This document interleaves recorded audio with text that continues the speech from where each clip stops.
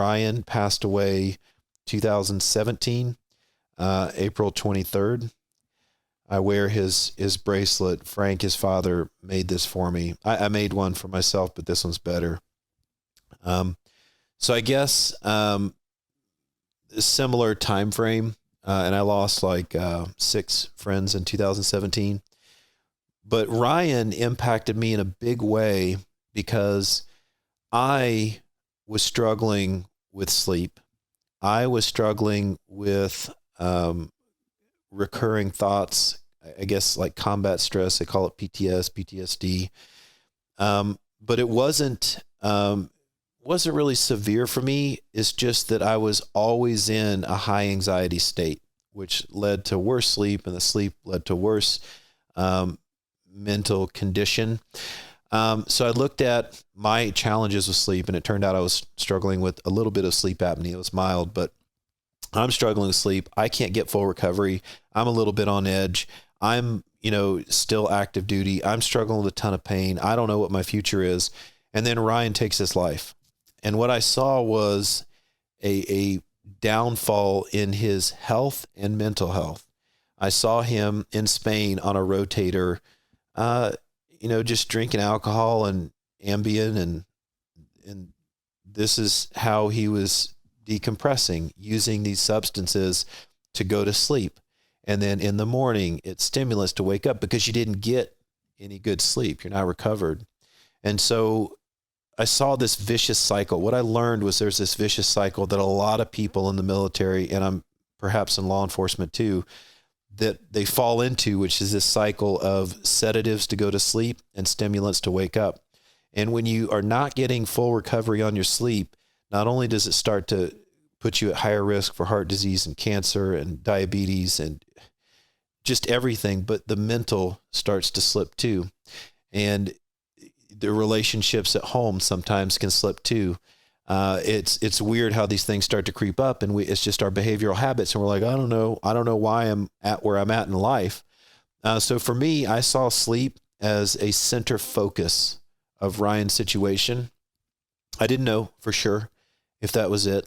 But I knew my sleep sucked, and I saw that his sleep sucked. And then I saw that he couldn't take what life was throwing at him, and he committed suicide. And I didn't know if I could take what life was throwing at me. And I wondered if I would be next. And that scared the crap out of me.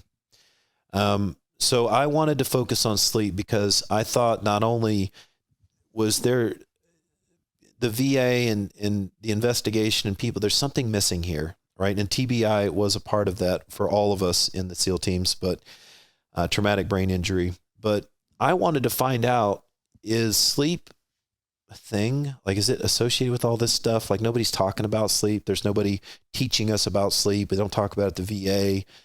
Everything's just kind of rolled into, TBI, PTSD, sleep, insomnia. Everything is put into this PTSD funnel so you can get benefits, whether they're really struggling with PTSD or not. You can see that reflected in the statistics of PTSD claims. But I had a fire inside of me, and rather than be depressed and, go down this negative path with Ryan, I thought, I'm going to make something good out of this. And maybe I can't save Ryan, but I don't know, maybe I can save people like him that are struggling with the same thing. Maybe I can save myself.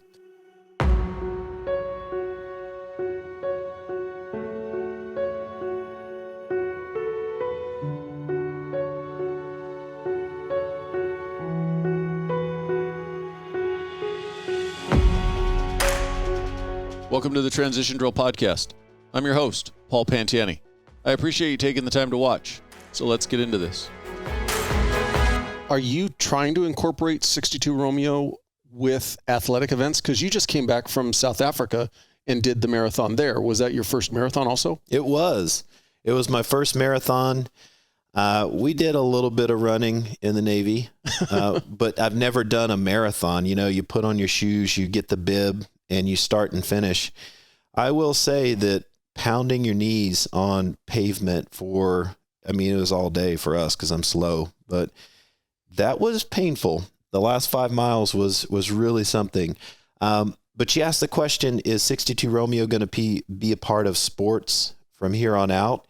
I don't know, but I like the way that sounds. I like that. And why not? Because sleep is such an integral part of human performance. Every athlete knows that. If we can just get an athlete to get 1% better performance in the pro sports arena, that's a matter, that's the difference in a contract and no contract, right? So yeah, I think I like that idea. You've obviously hit on this a couple times now, and there's a lot of things I want to talk to you about. We're talking about the importance of sleep, but I want to go backwards and kind of get more into you as far as what brought you to where you're at today. So where'd you grow up? Where's hometown for you? Thank you for asking. I grew up in Kansas. Well, I don't know if I grew up in Kansas. I was 6 years old when I left there. But I definitely started there. So I had a very Midwestern ranch, out there in the cornfields and cattle kind of upbringing until 6. And then we moved to South Carolina and I became a sandlapper. Sandlapper is the word that we use for a South Carolinian. If you're local there, it's a lot of words we use down there. What is a sandlapper? What does it mean? A sandlapper is simply a resident of South Carolina. Oh, okay. Right. And I would love to do a little research and find out the origins of that. But it's just a common word that we use in the Carolinas, we're a sandlapper. Was your family in farming or ranching in Kansas? Grandma left us 600 acres and we still rotate cattle through that land in Kansas. She had a ranch and then she got a little bit older and so kind of transitioned away from that. So I never really had a chance to like work the farm, so to speak. But I was around a lot of that stuff and there's just not a lot else going on in Kansas. Tornadoes and windmills and Toto. And my grandmother's name was Dorothy. So, South Carolina was a big difference, a big change in culture, in landscape. We came from farm country out there in Kansas, flat. It's just its own dynamic. If you've ever traveled on the 40 across Kansas, you know what I mean. And then you get to the Carolinas where you have the foothills, you have the Blue Ridge Mountains, you have regions close to there that are, rainforest. And then you get into Greenville and the upstate and Liberty, where I went to high school. And it was just an incredible culture that dated back to colonial times. It was very much apparent to me now being an adult that, the whole Civil War, or as they would call it, the war between the states, impacted the entire South still today. Like the economic growth has only started to rebound. And we don't really talk about that because, this is one of the only defeats that the United States has had. And these folks within the continental United States still live there. And there's very much, a lot of discrimination from the rest of the country, looking at, the South. Oh, they're just dumb hicks down there. That's not true. It's a bunch of wonderful, beautiful people. And the golf courses are incredible. When I told the Navy to spread my ashes across the North Carolina mountains, that was because, well, first of all, I didn't think I'd make it out of the Navy. I signed up for real. I don't know if I was just psyching myself up, but I'm like, all right, this is it, but because the North Carolina mountains still have captured my heart. It is the most incredible piece of land I've ever experienced in my life. And just sitting beside a stream in nature, that was absolutely a place that I went when I was in so much pain and military training that I just wanted to escape into my mind. And that was my happy place. Like in Fight Club, when they have the scene and he goes to I don't know, he's like in an ice cave and there's a penguin and he's just like zoning out. When I zoned out in surf torture and stuff like that, this is the place that I would go. In the North Carolina mountains, just listening to the creek, babbling, the birds chirping, So yeah, that's where I want my final resting place. I love it. I also love California. It's not a bad state. It's not bad. What took your family to the Carolinas?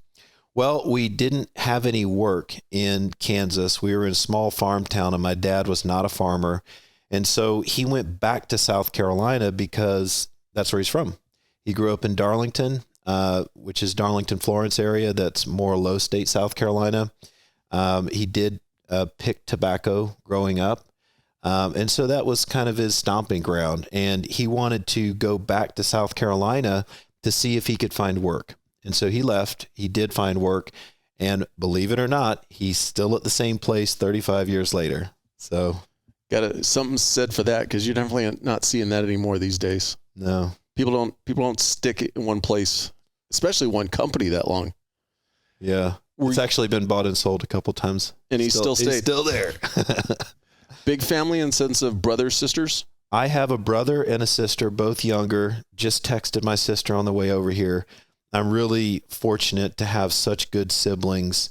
You know, with siblings, it goes up and down over life. But at this point in time, we've been able to foster a pretty daggum good relationship. And I'm just so grateful for that. And as far as a kid growing up, what were you into sports-wise, or were you even into sports? Yeah, I was a very outgoing young man, to the point where you might find me in detention. Like I was sometimes, getting in trouble. But I was also that kid that just wanted to swing on the swing at Lake Jocassee off the cliff and jump into the water. I just wanted to live my life. So I was very interested in athletics. When I found wrestling, that was an outlet for me. Boy, I had so much energy. So for wrestling, I started at 6 years old, sixth grade. And that was about as early as you could possibly start. And once I got involved with that, I was able to release all of my energy and all my stress on the mat. And it became a part of my life that has continued into jiu-jitsu today. Did you transition to jiu-jitsu? Well, let me step back. Were there aspirations of taking wrestling into college? And did you use that as a leverage tool? There were. I met Kendall Cross, and I got him to sign a poster, and I wanted to go to the Olympics. I think at that time, when I was like 15, I wanted to do the 2020 Olympics. I can't remember.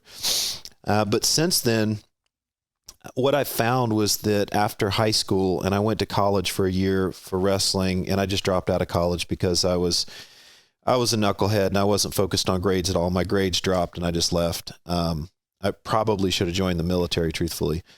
So college wasn't for me. It was later in life, but so I tried college wrestling. That probably would have been a good path for me. But then when I left, I still tried to do wrestling. I tried to join the local tournaments. And what I found was that they were pooling the weight classes. You get there, there's like 3 dudes across 3 weight classes. The best you can do is gold, silver, bronze. That's it. 3 people. And I'm like, geez, this is not what I'm used to. I want a big tournament with lots of competitors, lots of competition.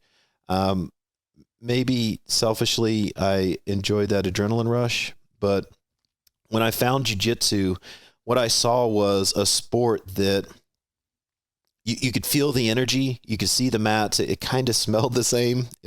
That's weird, but you could see people warming up. You could see people's excitement. You could feel the energy. And although it was a different sport, I'm like, man, this is it. This is 90% of what I was looking for in wrestling. So I signed up for a jiu-jitsu tournament on day 1, did well. No-gi is similar to folk style wrestling. So I was able to just throw on gear like this and go out there and compete. I remember Rafael dos Santos, my instructor at Alliance, which was Alliance Greenville, subchapter out of Alliance Atlanta, which was Jacare and Cobrina.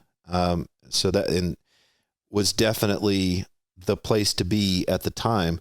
So in 2009, I started as a white belt, made it to blue belt, was about to test out. And I sat in front of Rafael, and he says, Robert, you're my prodigy. I've been wrestling for 10 years. I was pretty good. won state titles and all that stuff. And he's like, "You're my prodigy." It's like, this is going to be a good relationship. And I'm like, "Hafa, signed up for the Navy and I'm leaving." I'm so sorry. I don't think he's ever forgiven me for that. I just texted him because I'm heading back to South Carolina on Tuesday. If he'll respond, I'm going to go train with those guys. But, all the guys we started with have their own schools now. They're, well-known black belts. Meanwhile, I went into the SEAL teams and I tried my best to keep up with, wrestling and jiu-jitsu, but it was kind of a secondary thing. Now, I did get a chance to do the deployment into the Middle East, where I was able to spend some time in Abu Dhabi, which is Abu Dhabi Combat Club, ADCC, and the sheikh over there pays Brazilians to, like, right off the streets, pays them good money. At the time, it was like 150 grand to come out there and teach for free, teach the Emiratis, and by proxy, us. We were there. So for 6 months out there, I got to train with very, very talented black belts right off the streets of Brazil. I'm like learning whatever's popular at the time. So through this process, I've trained with dozens and dozens of black belts from different styles and different places across the world. Adelson Lima gave me, Bita is his name, he gave me the nickname Urso Branco, which in Portuguese just means white bear. That could be racist, I'm not sure. Or polar bear. And that's because I kind of have a stiff, like it's very difficult to sweep me or throw me, probably because of wrestling, I would like to think. So now today, it has been 13 years of jiu-jitsu. I had some more of a visualization chapter of jiu-jitsu when I hurt my back, which I can talk about. But 13 years of jiu-jitsu, and I am still a purple belt. I have a few stripes on there. When I come to different schools, I just started with Apex and Bonita. They are a little taken back by my purple beltness, and sometimes they feel like it's not fair, but that's okay. When it is time for me to get a actual brown belt in the Gracie methodology of timelines, then it will happen. It'll happen when it's time. But your initial foray into it was to keep that connection to what you had in wrestling. Yes. The connection to my childhood, where I had my own thoughts and feelings inside that I struggled with, like, why is life not fair? Why, are things the way that they are?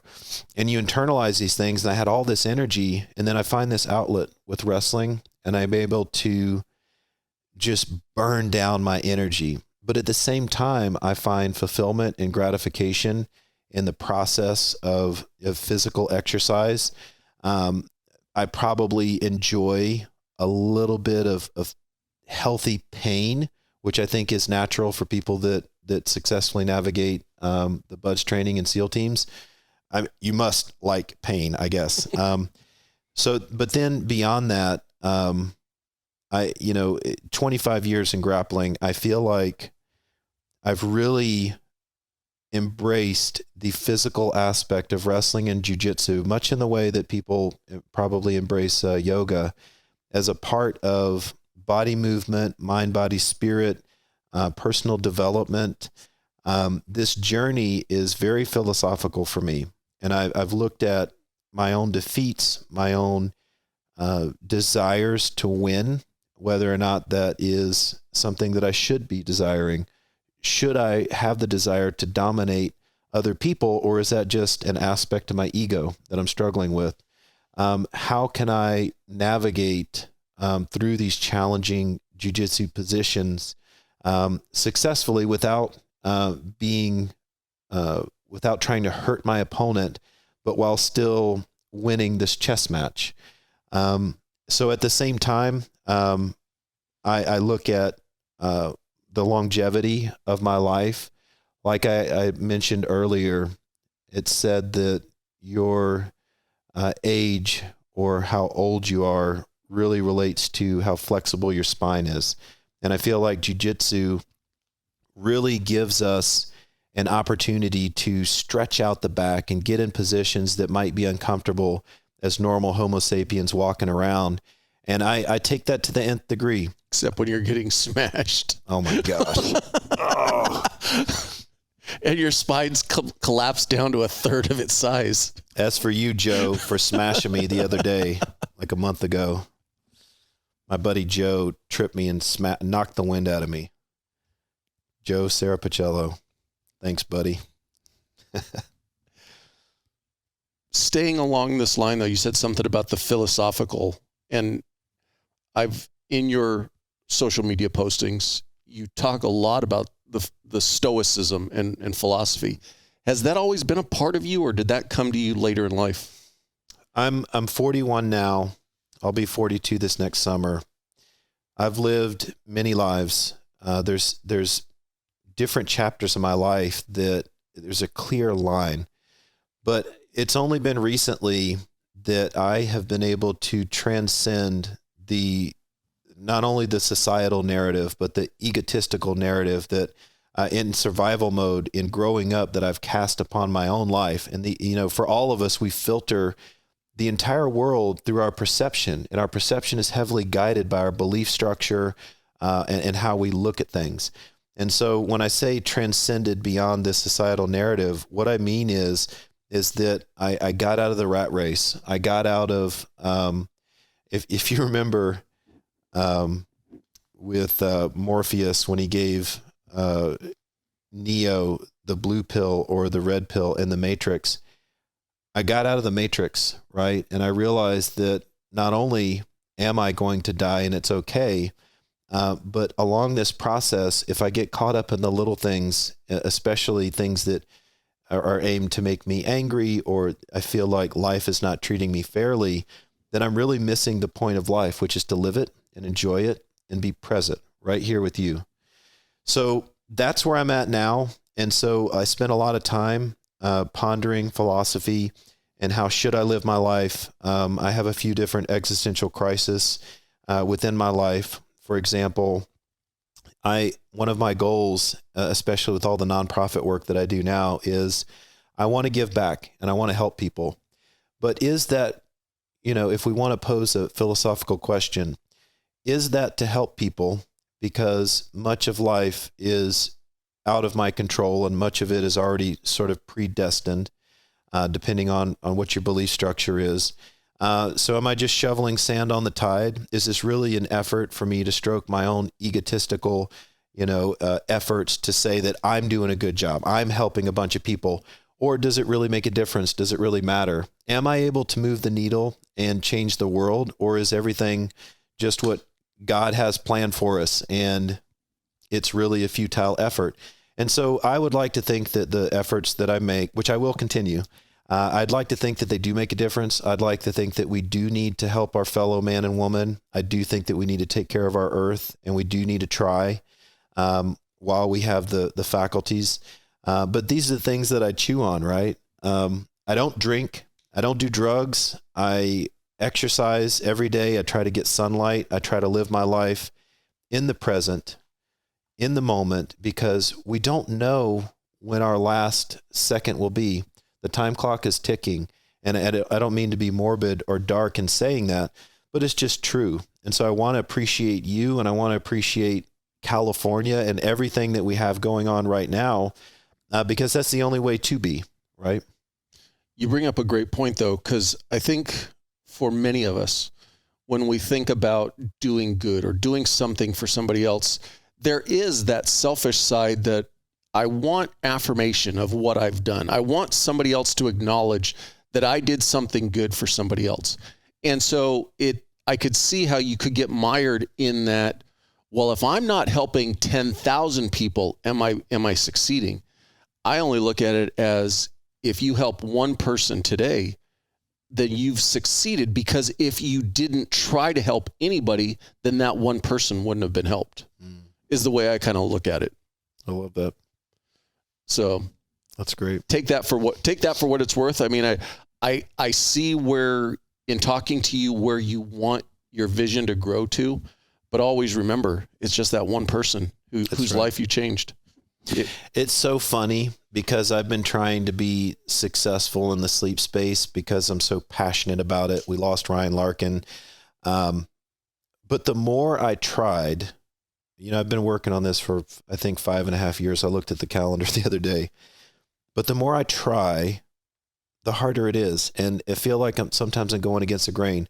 When I simply let go and just listen to God's path in front of me, and I'm not trying to get religious. If you think, the infinite intelligence or whatever, power is external to our own.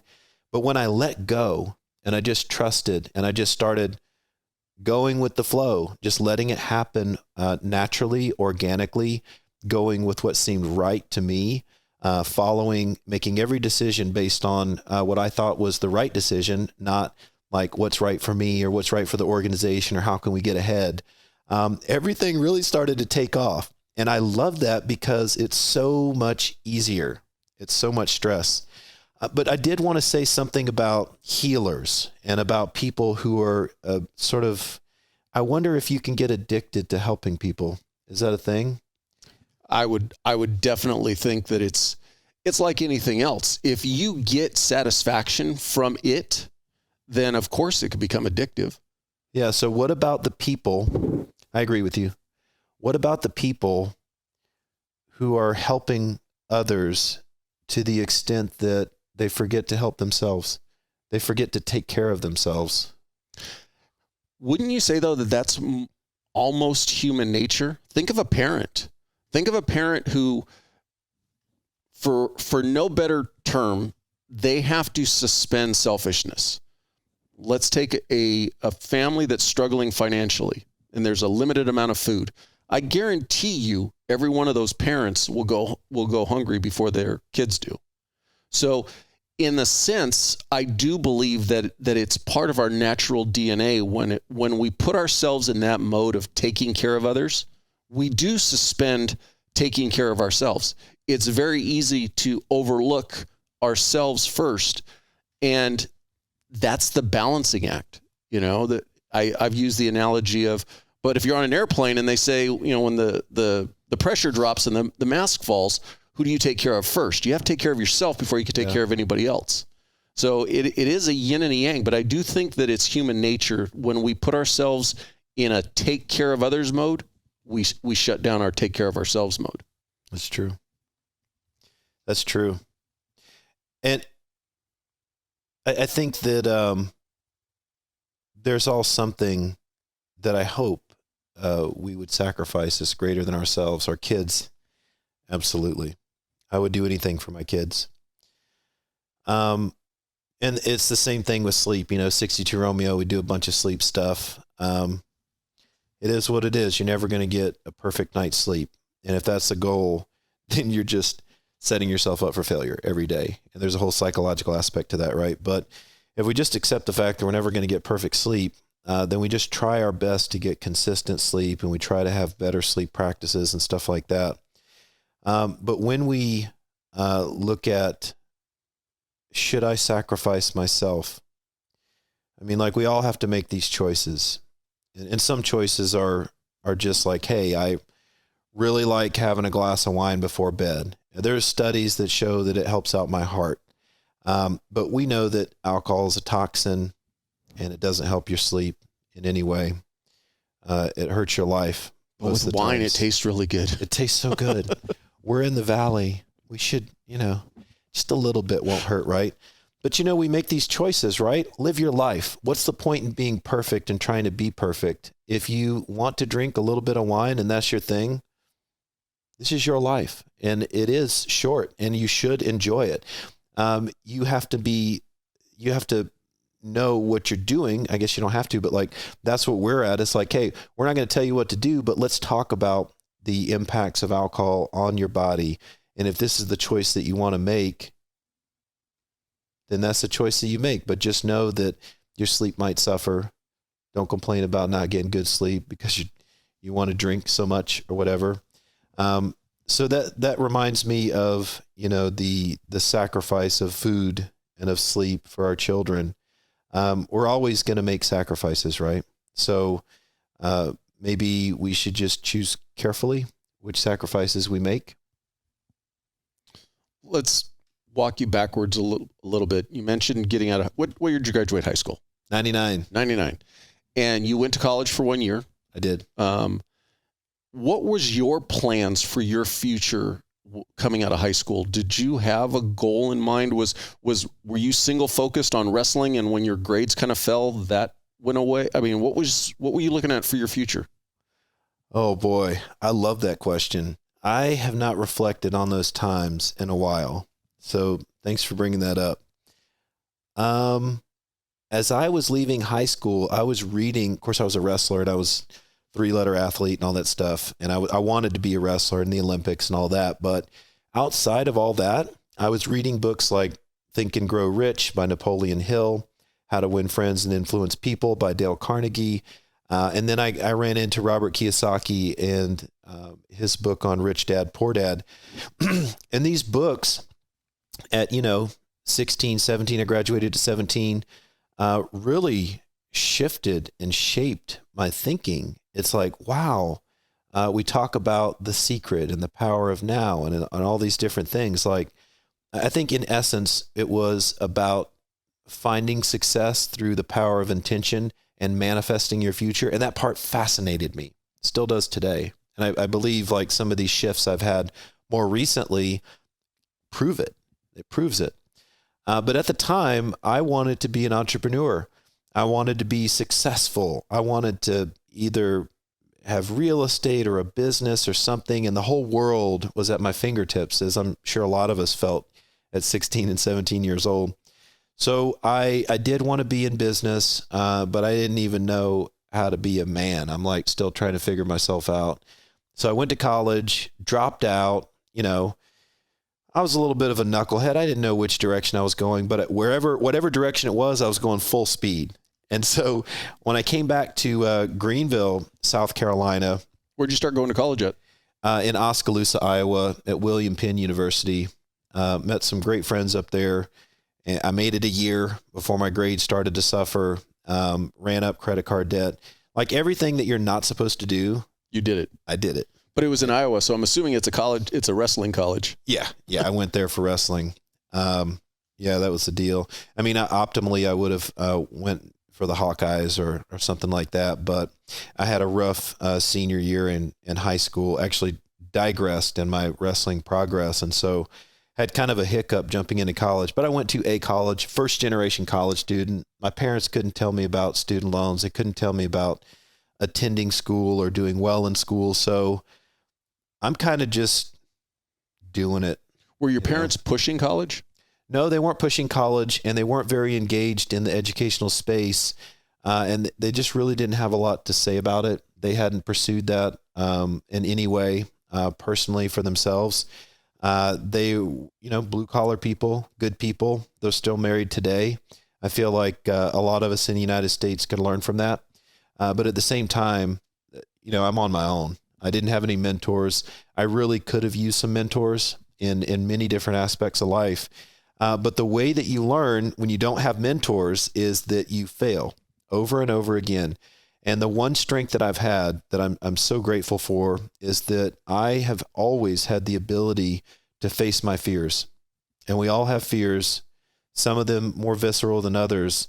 But for some reason, I was given the ability to face my fears. And when I look at my fears and I identify them and articulate them and dissect them, and I really start to look inward, I've had this ability to slowly but surely defeat these fears. And I recommend this process to anyone in life because it just opens up the world of possibilities for you. But the other thing is that you can't be afraid of failure either. You got to be able to go out there and fail. And the faster you fail, the better. Nobody wants to feel like a failure and have failure be a part of their life. But if you can accept it and own that failure, that's when the real growth occurs. And so I failed a lot through high school, college, and life. And dating, I still have not figured out the female side of our species. Barely figured out myself. But so many failures brought me to so many different insights and successes. Wrestling, eventually the Navy. So to answer your question, I got sidetracked there. I Wanted to be successful. I want to be successful. I don't know what is success. So I ended up, before I left for the Navy, I ended up doing several businesses.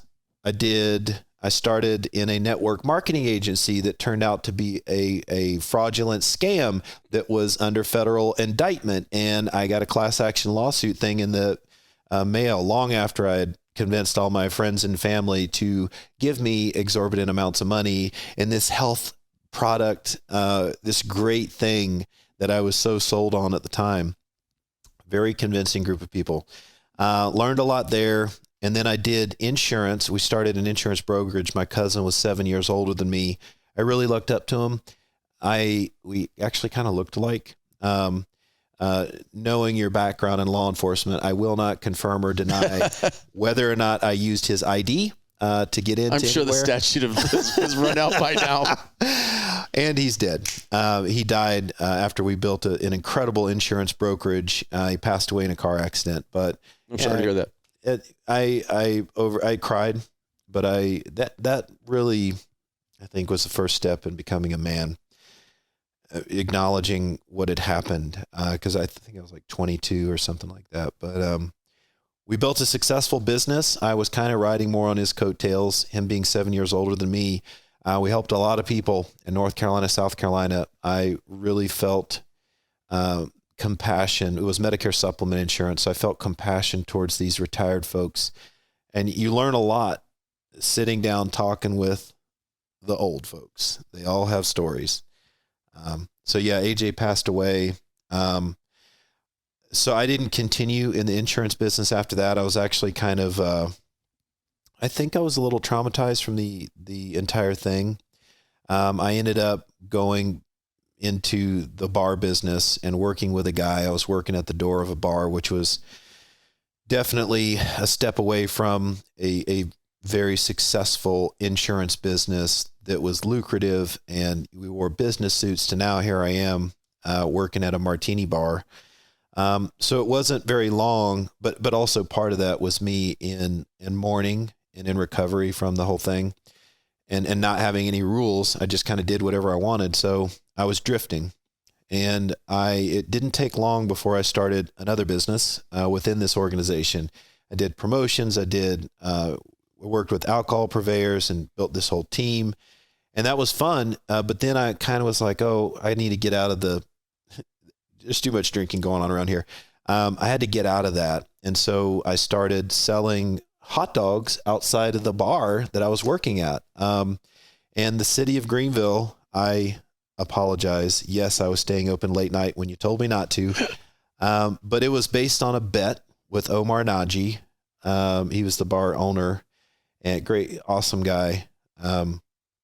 But it was a bet. He's, you can't do it. And I was like, all right, watch me. So against the city, against Omar's lack of belief and support, I opened up the first nighttime downtown hot dog cart outside the bar. Everybody's eating hot dogs. And it was very meaningful for me because the last thing I did with AJ before he passed away is we ate a hot dog outside of a bar in Atlanta. So there we were, starting this hot dog business, and I named it AJs Hot Dogs. So I did that for a few years. We had locations all over Greenville. We were on the Welcome to Greenville commercial. I was doing well, but I just... Like fixed business locations? We did mostly mobile. Oh, so okay. like imagine Sabret's, New York, that kind of thing. But we did start building trailers, and we had a location. At that time, they were building the BMW Center in Spartanburg, which I'm about to go back and visit the BMW Performance Center on the 15th of December. So I bet it'll look a little different than back in the good old days. But yeah, feeding hundreds of people, thousands and thousands of hot dogs passed through this hand. We had a staff of maybe, like 8 people. We did okay. A lot of fun, a lot of logistics, learned a lot. We had a family. That small group of people, but still, I thought like, is this what I'm going to do for the rest of my life? Sling hot dogs. So I got that itch. And so I still felt like an entrepreneur, but I remembered my wrestling days when I was in much better shape. And I remembered my adventurous spirit of, swinging that rope and jumping off into the Lake Jocassee and just being wild. And I'd lost a lot of that. Sure, I was making money. Sure, I had political connections. Sure, I was finally being a contributing member of society. But I was a little bit empty inside, and I still had that Boy Scout patriot, I just want to get after it. Maybe I should have joined law enforcement, but at that point in time, at 28 years old, I made the decision to join the Navy. Prior to that, or in your life growing up, did you have role models or mentors or anybody who was former military, former first responder that kind of led you to that? Nope. It just shots in the dark. Everything in my life, two things. One, I've just done it. Like Nike says, just do it, right? I just did it. Without mentorship, without guidance. And perhaps I could have been a better listener and a better seeker of mentorship. Perhaps that was a flaw that I had. But looking back, yeah, I did everything that perhaps, was unexpected and was against the odds. But at the same time, I also had this innate ability. If you remember, I'd faced my fears, but I also had this ability, like the book by Spencer Johnson, Who Moved My Cheese. I had the ability to pack up shop and move quickly. I was able to change my thinking and be prepared to move and potentially change who I am, definitely my geographic location. And so that is a strength that is daunting to many people. I didn't realize how much of it was a strength until I made it through the entire Navy SEAL training process. But to give you an example, I am 28. I got a standing ovation when I walked into the South Carolina Ballet committee because I was able to secure and save this fundraiser to give children lots of money in the middle of Hurricane Katrina when funding was all over the place. And I just felt like a part of the community, and I gave it all up. I was in a 3,000 square foot house. I dragged all the furniture in the backyard. I doused a little gasoline. I called the fire department ahead of time, and I burned my furniture in the backyard. I had a big backyard.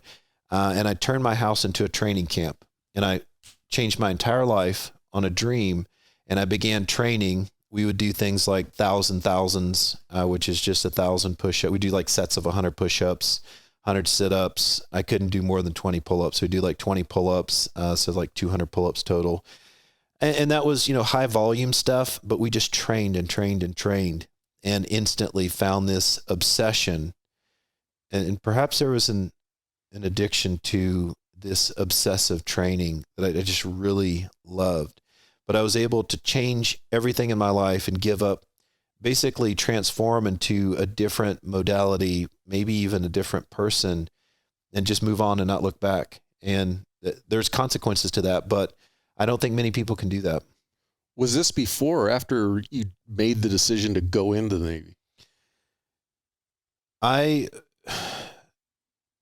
mean, that seems like quite a violent life change. Yeah. If you hadn't already made the decision that you were, well, let me step back. When you chose to go into the military, was Navy your first choice? No. Which others did you look at? So, all right. I don't think I've ever talked about this on a podcast, but I am super nostalgic with my heritage and my background. And my uncle, he just passed away, did a bunch of research and researched our family line all the way back to the 1500s. And so to Andrew Wallace. And so I always felt like, William Wallace and Braveheart was my family line. We can either confirm or deny that because there's a couple 100-year gap there, but it's likely that the exact same region with all the same people with the same last name, that there's a connection. Now, some people say William Wallace did not have any children, any offspring, but for those reasons, I always felt like I was a patriot, like I had this Braveheart spirit inside of me, and maybe I just told myself that. But my grandfather was in World War II, Master Sergeant, had seen a lot and struggled with alcoholism, died because of alcoholism.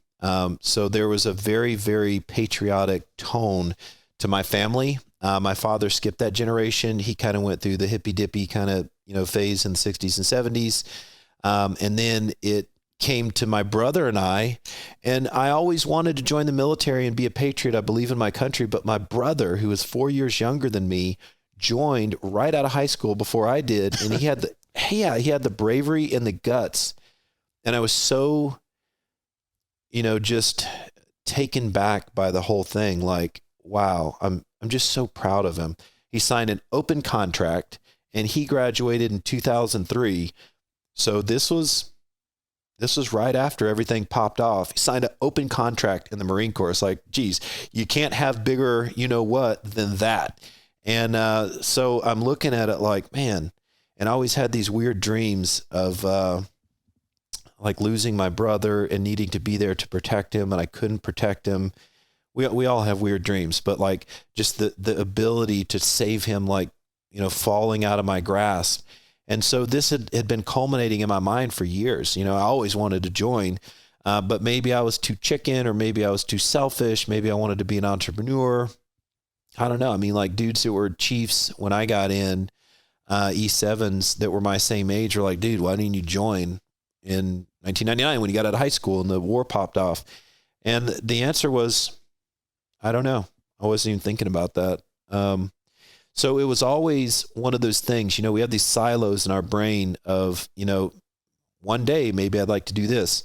The difference is I actually do them. And like I said, there's consequences to that, right? Like I don't have that happy, stable friendship network from high school. Some of my friends have that. They've been there working at the same place with the same friends. They grew up with their high school sweetheart. I don't have any of that. I've been completely dissociated from everything and everybody when I moved from Kansas, when I moved from South Carolina in the Navy, and now transitioning out of the Navy, which is something that I'd like to talk about, is dissociation through this transition process. It's difficult. But I don't know what to tell you. I just got I got sick of where I was at, and I refuse to, mediocrity. I refuse mediocrity. I want to be the best version of myself that I can. And at that time, it felt like, what? This isn't serving me. It's time to transition. My transition drill was out of a boring life into an exciting life. So I went to the recruiter. I said, put me with my brother. I want to sign up for the Marine Corps.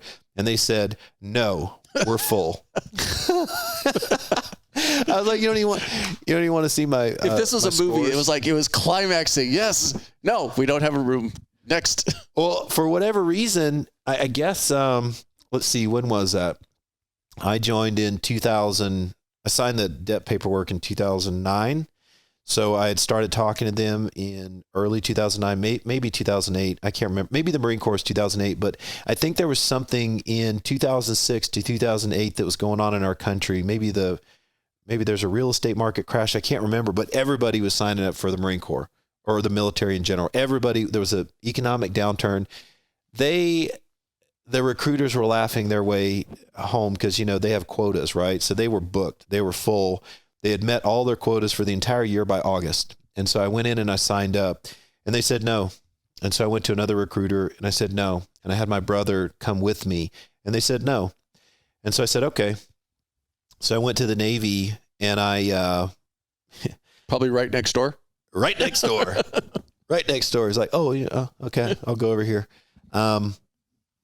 The recruiters, of course, were glad to see me. Used car salesman. Love you, Justin. Not hating on recruiters, but it is what it is, right? So I went in there and, my idea of the Marine Corps was I wanted to be a 0311 and then strike for Recon Marine.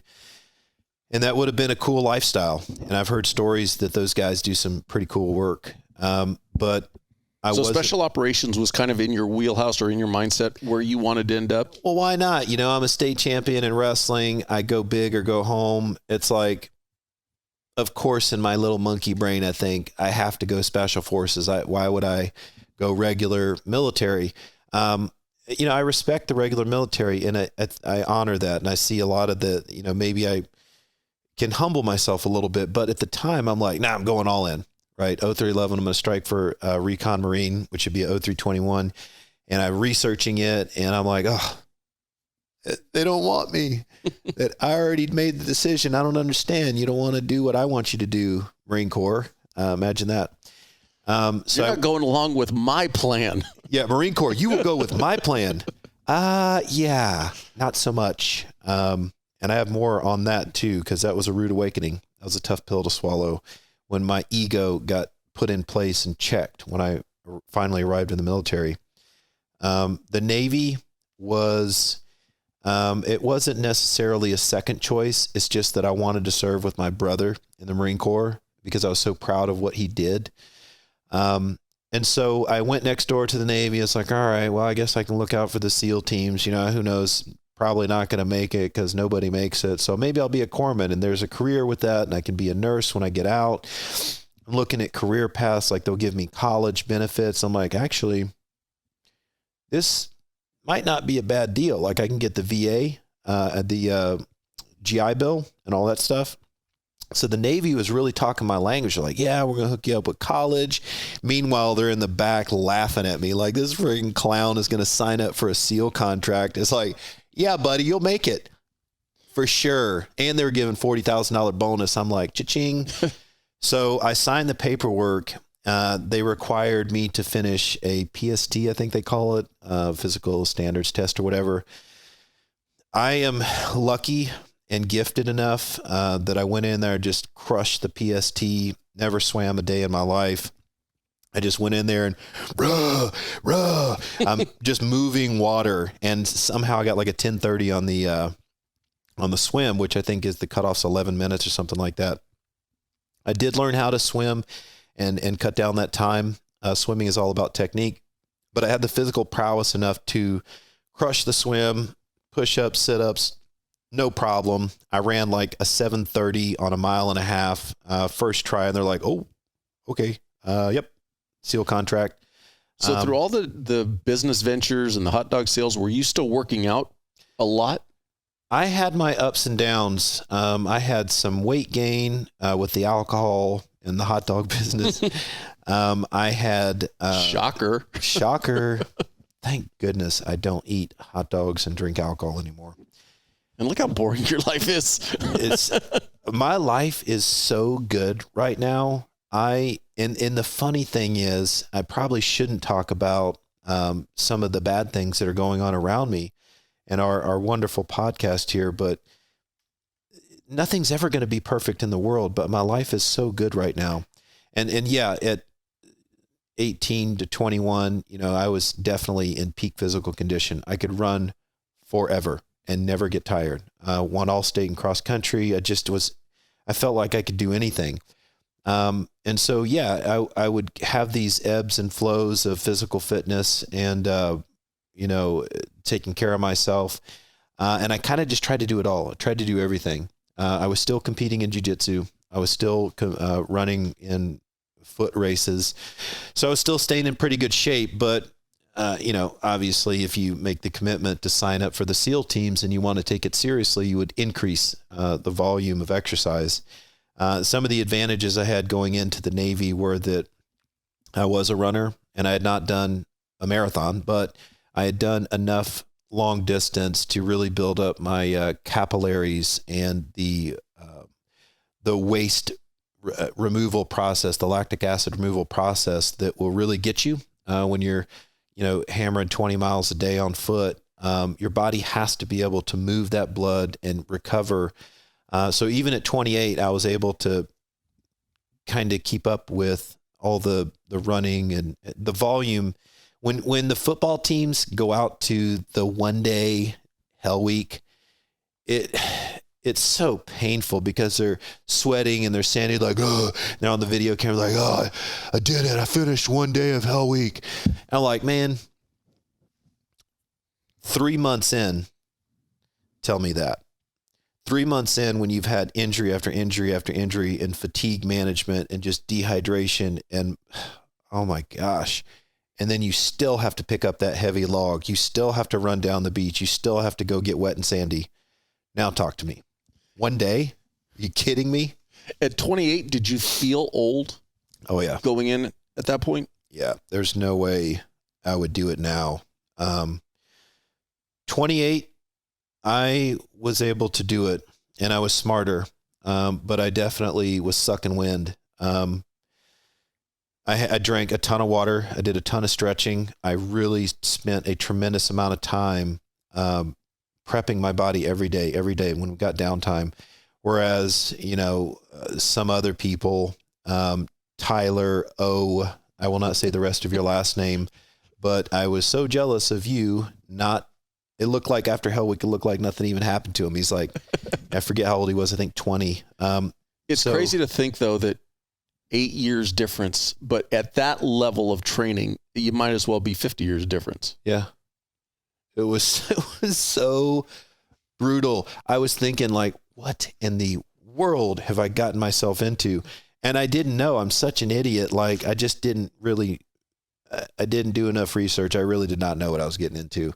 I made the decision and I followed through with it, but it wasn't a smart decision for the longevity of my joints and my body to go through this training. There's nothing healthy about it. There's nothing smart about it. There is a method to the madness, but you are destroying your body.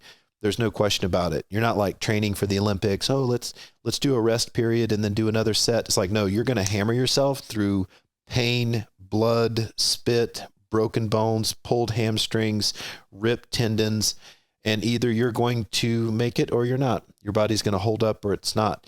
So there's nothing healthy about the BUD/S process. But that's going back to what I said, you live one life. I took some years off my life. Perhaps I'll have a shorter life, but I'm going to live a full life. And I accepted the trade. I accepted the trade-off. I was lucky to make it through the BUD/S training and make it into the SEAL teams, because very, very easily a broken leg or a shoulder or a neck could have taken me out. Guys dropping like flies left and right.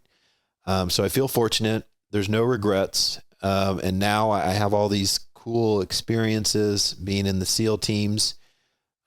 When I am that old guy sitting on the porch talking to my grandkids, I'll actually have a story to tell them, I think.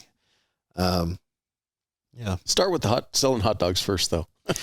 You got to get all beef hot dogs. For those of you out there that are convinced that you can get by on chicken and pork hot dogs, you're selling yourself short. Nathan's is great. Hebrew National is great. But you got to have an all beef hot dog. I actually don't eat a lot of meat anymore these days, but at the time, boy, you get all beef hot dog, with some of that good Southern chili.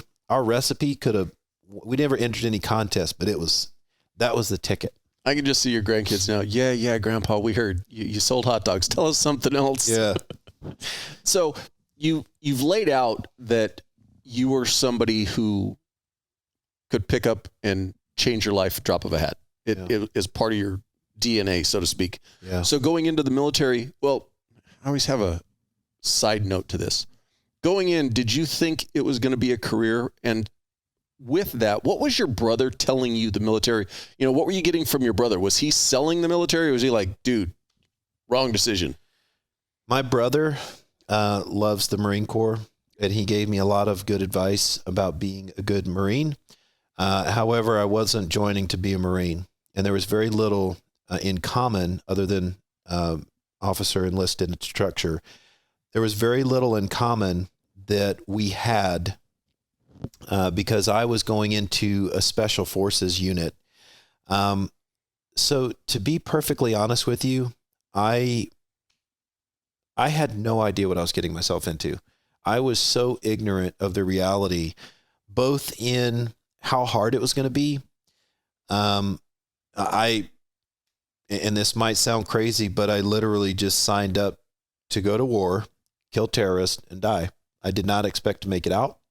I thought that, my bucket list is checked off. I'm 28 years old. I've done everything I want to do. Now I'm going to give my life to my country. I committed to the United States of America.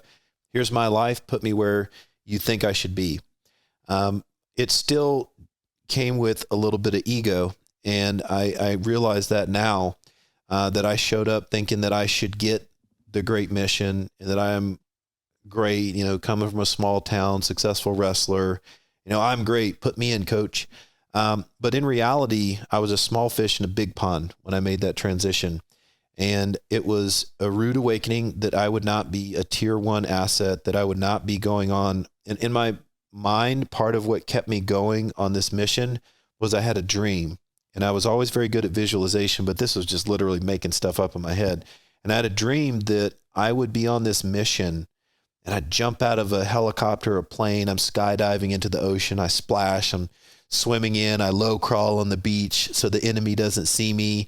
I got my green face on, and I'm crawling through the jungle, and I pull out my sniper rifle, and I take out the evil dictator, and then I did him out like Xville, right? Number 1 shooter, 1-man national asset. And this is my dream, and this is my fantasies. Oh boy, it was nothing like that.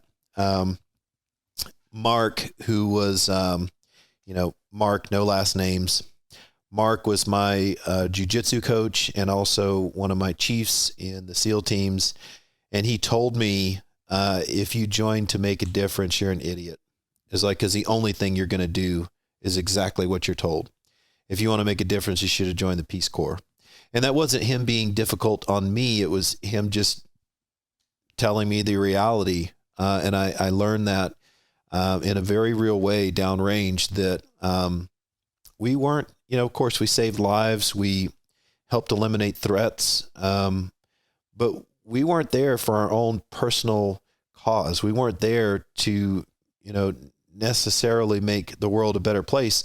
We were there for a number of very powerful reasons, a number of very powerful entities, meaning our politicians, our military defense contractors, the power struggle in the Middle East and in the Far East, and what they wanted us to do. What we thought was important and what we thought we needed to get done really just didn't matter, except at the tactical level. With your brothers right next to each other, you look out for them and you watch their six. Whether or not we were doing the right thing at times couldn't be the question, because we were asked to do things that didn't really make sense. And it is what it is. It's a machine that's out there just leaving a trail of destruction sometimes. And I wish it was a prettier picture. But at the same time, I'm not, sugarcoating it. I'm not confused that there is evil and terrorism out there that we need to snuff out. I wish that humans weren't so power hungry and we could all just get along. But the reality is there is evil out there, and there are men called to duty to do the dirty work that no one, women and children, with all due respect to identities out there, that women and children just really shouldn't see. Like, the warfighter is meant to do these things and protect those individuals. And I acknowledge that, but it's still a tough pill to swallow, that some of the things that we had to do downrange might have been for political reasons. You know what I mean? That's a tough thing that I have to live with, that other guys have to live with. And it's just a reality. So. You did ultimately 2 enlistments? I did 2 enlistments, 8 years. But we do 6 years in the SEAL team. So it was a half an enlistment on the second one. It was a 4-year enlistment. I did half of it and got medically retired. 2 deployments, one to out there to the Saudi Arabia region and the other one to the Iraq region. When you signed your second enlistment, was there any thought of long term, or were you still thinking, hey, I'm just re-signing because I'm probably not going to survive this? I'm so backwards. I was just thinking about staying an E5 shooter. So what is that? In the military, we have enlisted, which is E1, seaman recruit Sweetman at your service, all the way up to E9, which is your master chief. And then you have O1, which is your ensign, but every officer is theoretically like a higher rank than every enlisted. Doesn't matter. You've been 35 years, you're MCPON or whatever. So then it goes all the way up to 09 and 010 for the admiral in charge of all. It's normally a wartime position, but once you get into those higher ranks of officers, it's really difficult to tell the line between politicians and officers. But for the enlisted, the E-Dogs, like, we are the working force. We're the bulk of the military. We take orders from the officers, and the enlisted, higher ranking enlisted can only give us directives. Theoretically, it's a crime to go against an officer's order. It's not illegal according to the military code of uniform, UCMJ. So we have this dynamic where it's like, oh, you're at E2. It's time to make E3. It's time to make E4. Time to make E5. So I just skated through the, ranking process. I never really earned a rank. They made me E5 just because I was a SEAL. Like, they pushed me through each little level. I never really passed a test.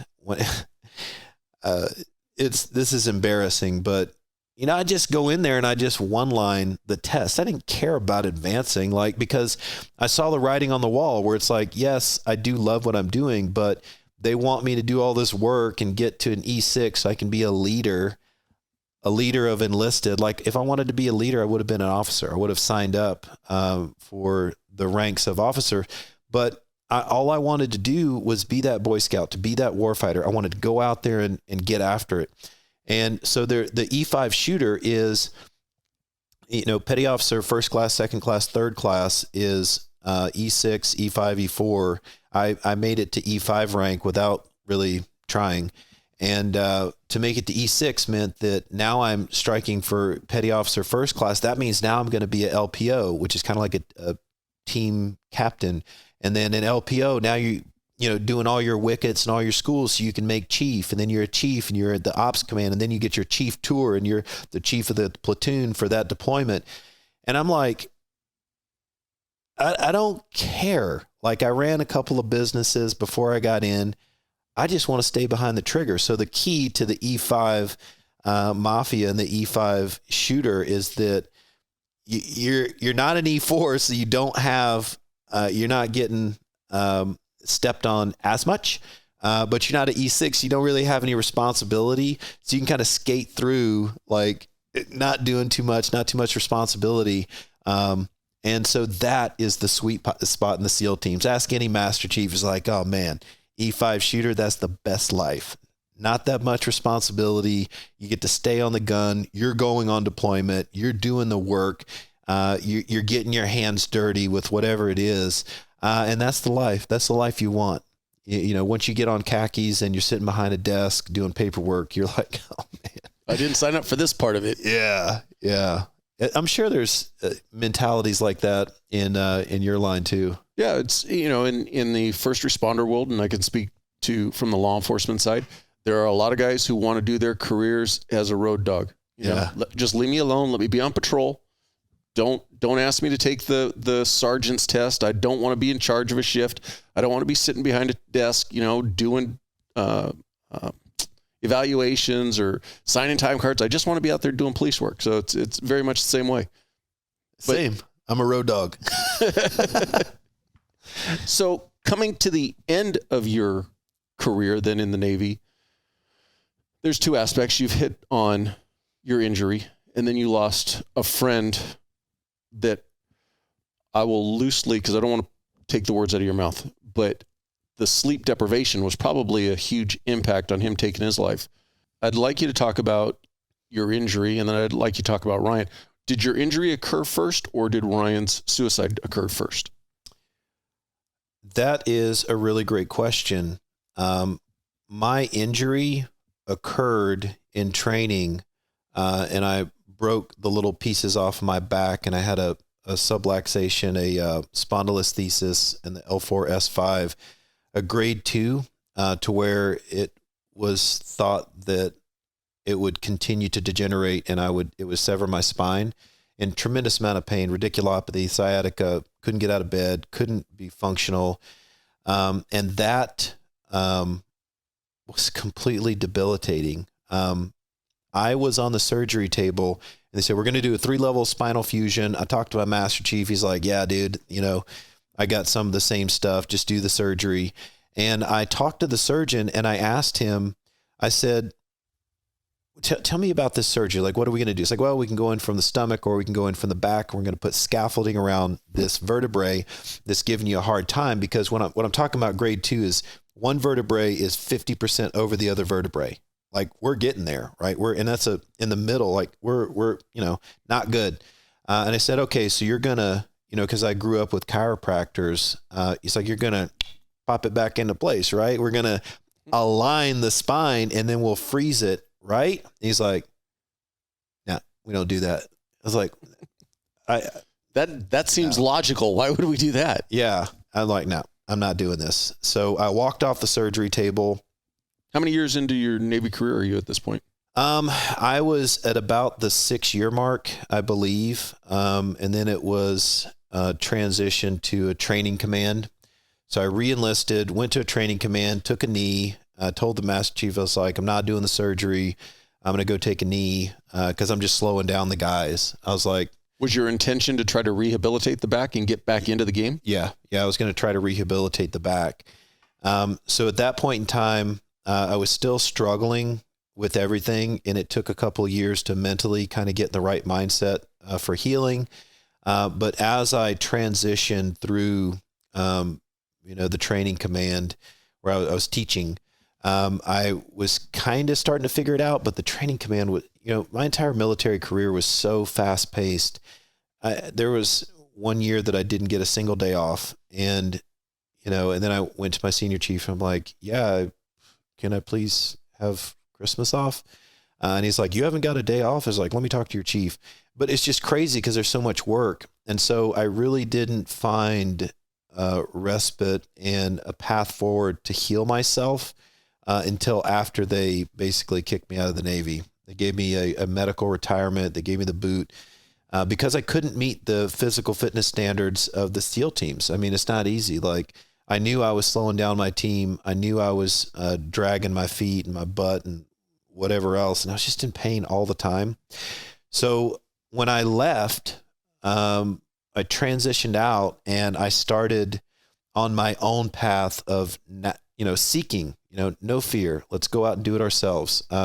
I guess you could say I had some mentors in this space. I'm starting to gain mentors, but I learned that through chiropractic, through stretching, through, believe it or not, mindfulness, meditation, breathing exercises, that I was able to calm down, first of all, my autonomic nervous system, but I was able to calm down the pain in this neuropathic, extension of this pinching within my spine, right there above my hips.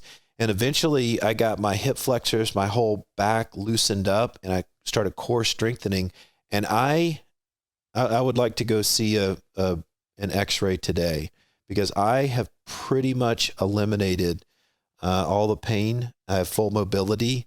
I can do, almost every guard position in jiu-jitsu, and I'm feeling pretty daggum good. And so that I recovered from a lot of depression surrounding whether or not I had value as a man, because I'm like, thought I was going to be in a wheelchair. I was able to have a second chance at jiu-jitsu, a second chance. Like I told you, I ran a marathon in South Africa recently, second chance at running, a second chance at life. And now I'm just so appreciative of the ability to be physically able for my son. He's 3.5 years old. So that was, I guess, 2016, and Ryan passed away 2017, April 23rd. I wear his bracelet. Frank, his father, made this for me. I made one for myself, but this one's better. So I guess a similar time frame, and I lost like 6 friends in 2017. But Ryan impacted me in a big way because I was struggling with sleep. I was struggling with recurring thoughts, I guess like combat stress. They call it PTSD. But it wasn't really severe for me. It's just that I was always in a high anxiety state, which led to worse sleep, and the sleep led to worse mental condition. So I looked at my challenges with sleep, and it turned out I was struggling with a little bit of sleep apnea. It was mild, but I'm struggling with sleep. I can't get full recovery. I'm a little bit on edge. I'm, still active duty. I'm struggling with a ton of pain. I don't know what my future is. And then Ryan takes his life. And what I saw was a downfall in his health and mental health. I saw him in Spain on a rotator, just drinking alcohol and Ambien, and this is how he was decompressing, using these substances to go to sleep. And then in the morning, it's stimulus to wake up because you didn't get any good sleep. You're not recovered. And so I saw this vicious cycle. What I learned was there's this vicious cycle that a lot of people in the military, and I'm perhaps in law enforcement too, that they fall into, which is this cycle of sedatives to go to sleep and stimulants to wake up. And when you are not getting full recovery on your sleep, not only does it start to put you at higher risk for heart disease and cancer and diabetes and just everything, but the mental starts to slip too. And the relationships at home sometimes can slip too. It's weird how these things start to creep up, and it's just our behavioral habits. And we're like, I don't know why I'm at where I'm at in life. So for me, I saw sleep as a center focus of Ryan's situation. I didn't know for sure if that was it. But I knew my sleep sucked, and I saw that his sleep sucked. And then I saw that he couldn't take what life was throwing at him, and he committed suicide. And I didn't know if I could take what life was throwing at me. And I wondered if I would be next. And that scared the crap out of me.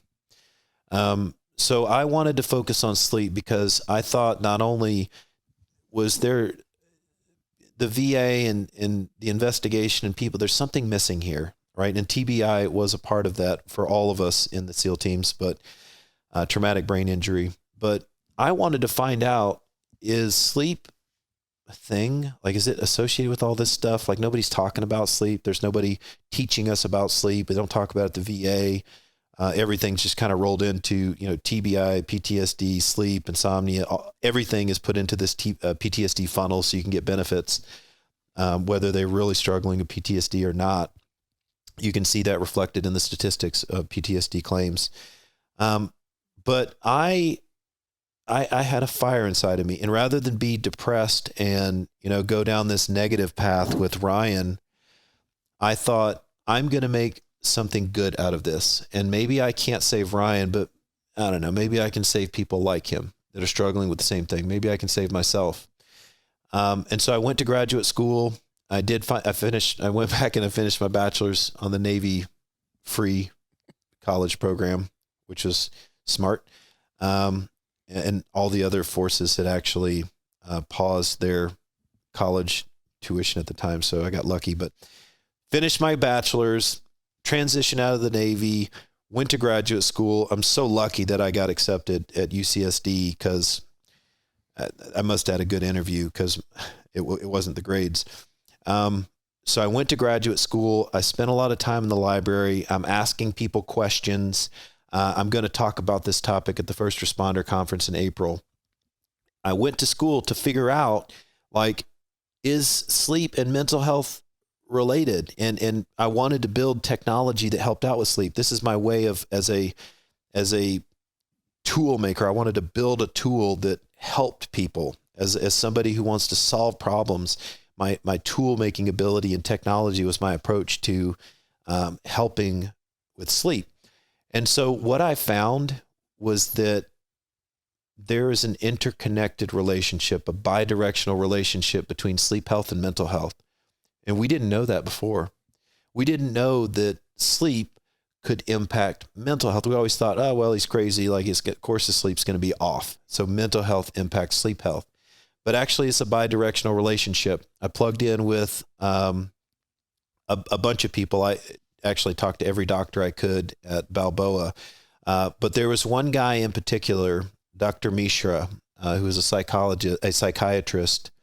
So Dr. Mishra was a psychiatrist, and he told me that no matter what prescription he gave his clients, his patients, if the sleep didn't improve, the symptomology was not going to improve.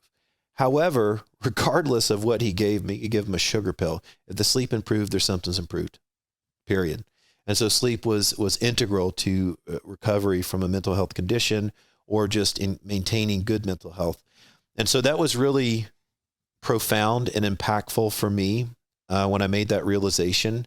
And so that's when I dove headfirst into this. And I'm like, for Ryan, I am going to commit my life to this.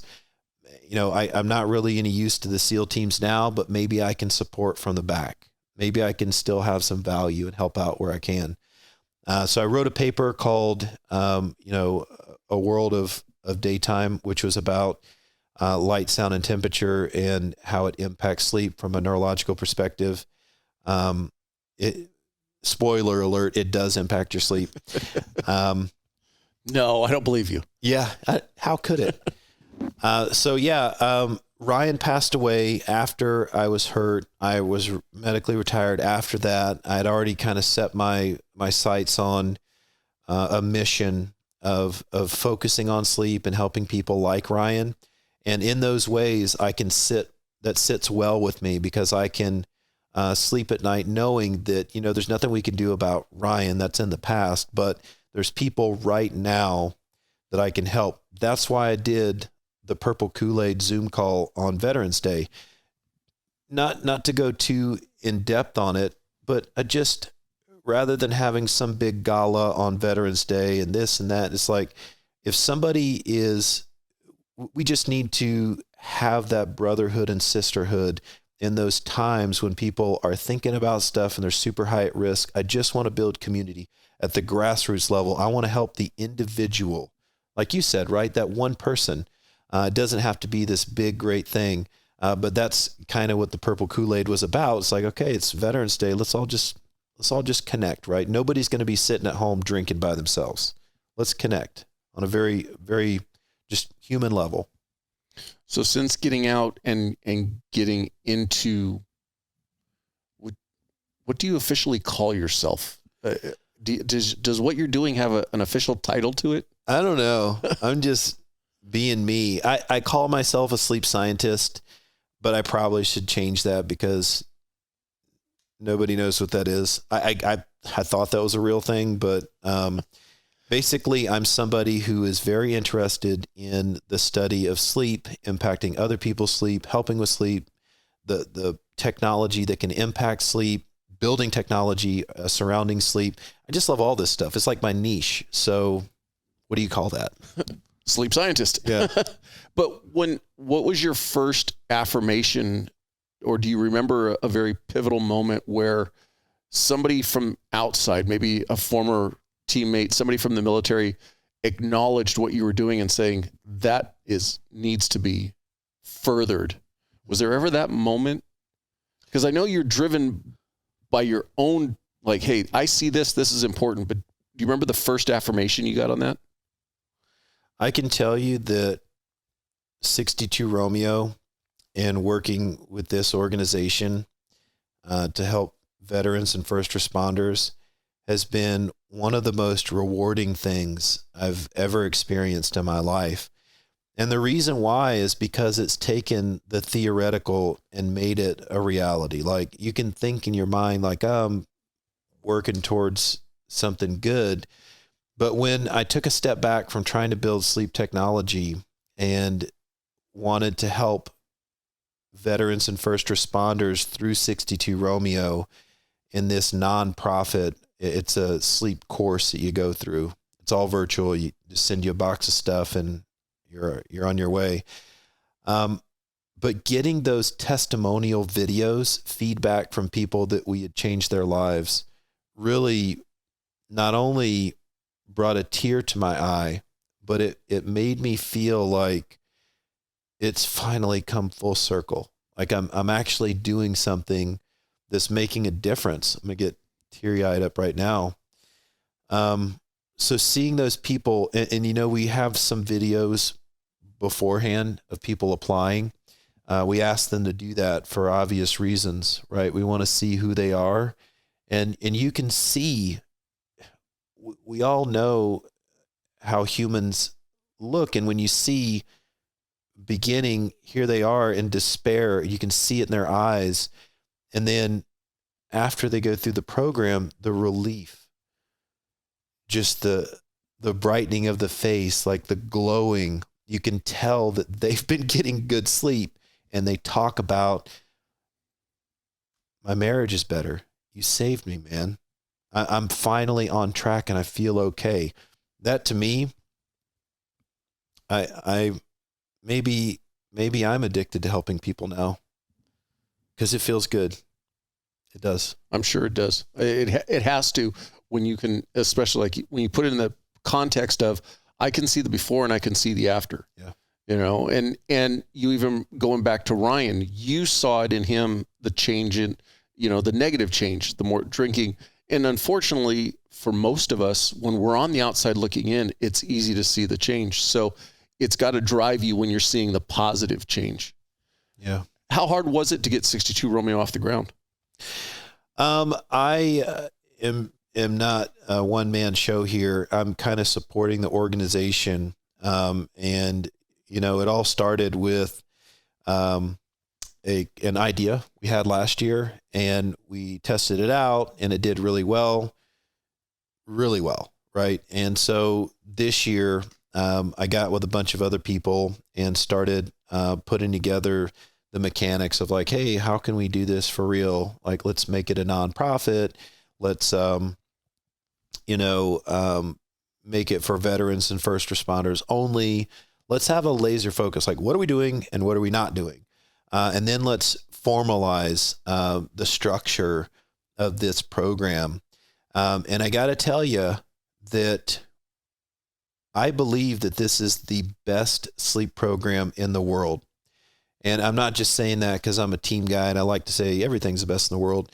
We are taking something that, you know, for example, Dr. Jacobs over at Harvard tested cognitive behavioral therapy for insomnia at an FDA level, and he beat out prescription drugs. No surprise there, right? Now, you know, sleeping pills do have a much faster effect than the slow process of restructuring your thoughts. But this theory of you don't need pills, you don't need anything except for, let's just think about this differently. That is pretty groundbreaking stuff. And I would venture to say that you probably haven't heard of it. Not many people have heard of it. And the reason why, even though it's 70 to 80% effective in insomnia symptoms, that's a lot. No, nothing can say they're that effective. But CBTI is. I believe that the reason why it's not as widespread is because there isn't I think the pharmaceutical company that released Ambien made $4 billion in the first 24 months. You're up against a Goliath, right? There's no money to be made with CBTI. You have hundreds of practitioners across the country who are tasked with helping millions of veterans who are suffering with short sleep, insomnia, night terrors, all these challenges. There's no way that they can't tackle that. And so what the solution is for veterans, it's the VA. For fire and police, it's your primary care. And they go in, the CPAP industry, you know, like ResMed and Philips, they own the sleep labs. You go in there, 60% of the patients are going to be diagnosed with sleep apnea and get $1,000 CPAP machine. It is a business model. They run them through there. And of the people who are left over, the estimated 30% that are coming in there for insomnia and so forth, they're going to have a handout that says, hey, you should try sleep hygiene. But the doctors don't have time for this. And so the patient comes back and they say, I tried it. You know the deal, right? People are lazy, right? I tried it. I don't know what I'm doing. You know, just give me the pill. And so they take the pill and they're on the pill for the rest of their life. And that's never how it was intended. We know that it has negative consequences. We know that there's a higher mortality for using sleeping pills. We know that sedative-induced sleep is not real sleep. It's a shame. It's a real shame. And people don't even know what are the alternatives. What should I be looking at? So going back to Dr. Jacobs' work and many other doctors who've done great work in CBTI, we came to the same conclusion. And by the way, in my research, I didn't actually research CBTI. I did all of my own research for years and came to the same exact conclusion as Dr. Jacobs, that this is the path. These are the elements that need to be in place to improve your sleep. So when I arrived at CBTI, I was like, okay. So I'm reinventing the wheel. This is already a thing, but at least I know I'm right. But we took that. So we know that it's super effective. We took that to the next level, right? We made it practical. We added a light and sound device. We added a sleep measurement device. We added a little bit more interaction, and we broke down the barriers of this is a therapist standing behind a notepad analyzing you, and you're the patient that has to be on edge trying to tell your deepest, darkest sleep dreams. We went down to the ground floor level, and we level with people, and we're like, hey, I'm just like you. I want to help you. So we reduced the barrier to entry of a licensed therapist. We're just sleep coaches. We're just spitting good information. We're just sleep education. We remove the therapy aspect. So this is not an insurance conversation. This is not scheduling with your clinician at a hospital, which we have limited resources on anyways. We just broke through all those barriers. Geographically, we broke through the barrier by offering virtual, which I know you hate virtual. It's fine. But we're able to reach out to people at FDNY. Hate is such a harsh word. It's such a hard word. I love very, very lightly the virtual. Yeah. So we have Oregon Fire, Cal Fire, Portland, Texas, Illinois. I mean, you name it. We're nationwide, and we're able to ship a box of stuff to people. And admittedly, sometimes my internet sucks and my voice is choppy, but we're coming through every week, talking to people, leveling with people, giving them the tools that they need, helping them along their process. And oh, by the way, we measure the whole daggum thing, both objectively, which is the sleep measurement device. You can't cheat it. It just gives you raw data. And then subjectively through our sleep diaries, which are submitted every single day after you sleep. So it's like, my cat died last night. I didn't get any sleep. Oh, okay. That explains the bad night of sleep measurements you had. But we track all that stuff, and then we look at the delta. And we have clinically significant results, which is like a 30% margin, right? Like we are improving sleep like never before. We're breaking all kinds of records and we're proving it, right? We're not just saying, yeah, we're really great. No, we're actually doing it. We're showing our results. And then moreover, we built a model that if you ask Dr. Free, who's one of my mentors, he said, Rob, I think this is the only way to address the sleep epidemic. It's like, yeah, I agree.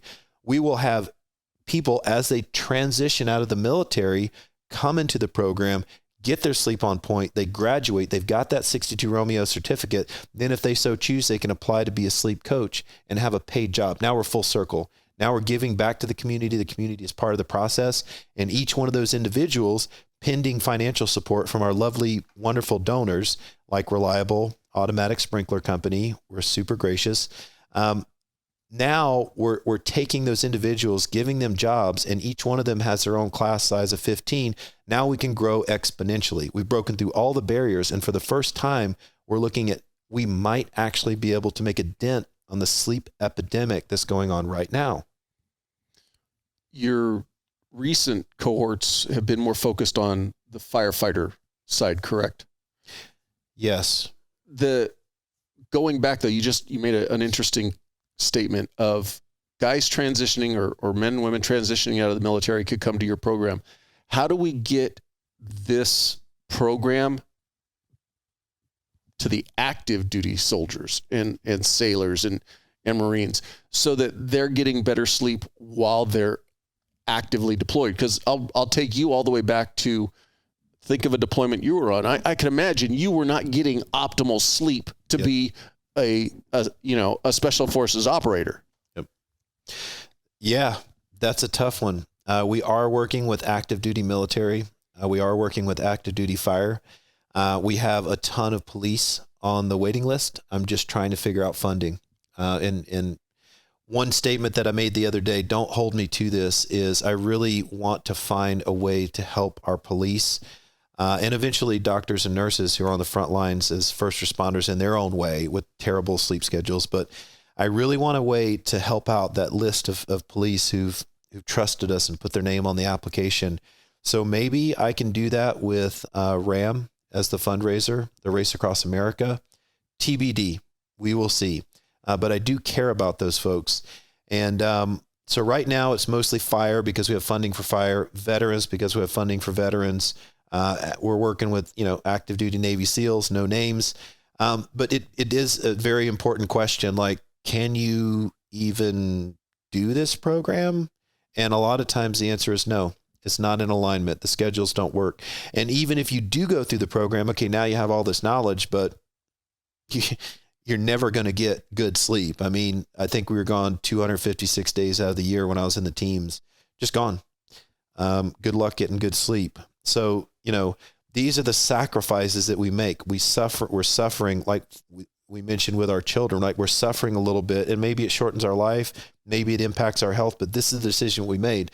All we want to do is show you how you could potentially get sleep. If you're a first responder and you go through our program, you may reconsider some of the shifts that you're taking or the specific house that you're at or your career path. But we expose that knowledge of the sort of a science-based approach to sleep, and you can make your own decision. Everyone's sleep definitely improves, but how much it improves not only depends on how much you're willing to dedicate to the program, how much you're willing to try all the things that we're talking about. But some of it is very much, tied to what is your actual work schedule. And if you're on deployment, I mean, it is what it is. If you're working at a firehouse here in California, where they're not only are they making actual fire calls, but in LA, they're just getting hammered with non-emergency related calls, and they're showing up. It's always the drug addict at 2 a.m. It's always getting calls out there for nothing. It's just a waste of time. So how do you get sleep at 2 a.m. when you have you want to sleep at home? You sleep on a normal 8-hour schedule. You go to work, you're never going to get that. We actually do have techniques, tips and tricks to help with a crazy schedule. Some things we just can't fix, right? But even within a 48-96, we actually do have techniques that can get you adequate sleep in a crazy lifestyle. That I don't know of anyone else who's doing that, but I think that's why we say we're sort of the bleeding razor sharp edge of the tip of the spear of sleep, because we're able to navigate in these places where others they won't even touch it. If you could go back and take your knowledge today and go back to Rob when he was deployed, what small little changes or what little advice would you give to Rob to get at least a little bit better sleep while deployed? I didn't realize that I was struggling with sleep apnea. That was part of it. I also didn't realize that I was struggling with hypervigilance. I didn't know what an autonomic nervous system was. I didn't know that I was constantly in fight or flight. I just knew that I woke up angry from nightmares and sleep deprived and moody and like on edge, like coming out of this bad place. And I just wanted more sleep. And my last name is Sweetman. My buddy, Evan, my platoon mate, he was the best man in my wedding. He always used to call me Sourman in the morning, because it's like I just wasn't getting good sleep. I wasn't fully recovered, and it was a living nightmare. So the techniques that we teach today, yeah, man, I wish I had that when I was active duty. I might have had a chance of getting better sleep, and who knows, maybe I wouldn't have had that accident if I was fully rested, if I was fully coherent. And I would imagine taking what you're trying to teach into the first responder realm, you mentioned firefighters. They are a completely different anomaly compared to law enforcement or doctors or nurses, because they stay at the firehouse for 3 days, 4 days, whatever their shift is, because they're working a full 24-hour rotation. I look back at my days, being a cop, and you work night shift. Okay. So you worked midnight to 8 a.m. But then guess what? You've got court at 9:30. So you're not going home. You're not going to sleep. You're going to go sit in court. And then for anybody who's listening, who's experienced the court process, it's hurry up and wait. And so you might have ended up in court till 2:30, 3 o'clock in the afternoon. And now you're scrambling to try to get home and try to get maybe 4 or 5 hours sleep before it's time to get up and go do it again. And so every one of those entities brings its own plethora of problems. And so, I commend you for trying to create a program that's tailored. I like to hear that you're not saying, there's just this one program, you have to make it adjust to you. It sounds like what you're trying to do is you're trying to address each individual entity and saying, hey, we're going to target you and what we can bring to better you. Am I off base on that? You're exactly right. And I think what just happened in my brain is, based on our conversation right now, I think I'm going to write a rule book for sleep for these different organizations. I'll reference all the wonderful sleep scientists that I have, but I need to put this down on paper, because I'm thinking about the sleep coaches that we want to bring on, and how do I transfer my knowledge and the little bits. I just learned a little bit about law enforcement and your schedule. I need a place to put all these notes on law enforcement, fire, military and special forces. They're kind of different. All these nuances and what the science is telling us about sleep scheduling, because there is a solution to that schedule. But that enigma, that puzzle, how do we solve that? And if we have just the basic sleep science and knowledge that is being put out in these certifications and in the publications, there's still a pretty big gap between the applied science that I'm doing and what the basic science of sleep is telling us. And so I think I should write a book about that. It'll be 8th grade reading level. It'll be a short book, probably with lots of pictures. Really big words. Really big words. But thank you for saying that, because I think I really need to do that for our sleep coaches and for everybody else, for understanding purposes. Well, I'm not trying to single anyone out, because every group of the first responder community brings something different to the table. But the one outlier for law enforcement is court, because court occurs Monday through Friday, 8 to 5. But we work Saturday nights, Sunday nights, Thursday afternoons. So the job doesn't say, oh, you've got court on Thursday, don't work your shift. It's, you've got court on Thursday and you've got your shift Thursday night. Why not? Why doesn't it just shift to your schedule? Now you're going down a completely different rabbit hole. But the thing is that every one of us has a different component that we need to address as far as our sleep. Something I'd like to ask you is, you mentioned ideally step away from the alcohol, but what's your opinions of caffeine at its basic level? I'd love to comment on that. So caffeine is a substance that impacts everyone differently, right? It does affect your nervous system. It does affect your blood flow. But something interesting that it does is impact this measurement that's going on in your brain. So we have these receptors that pick up on adenosine. Now, if we remember back to 2nd grade science, if we can go back, how many years?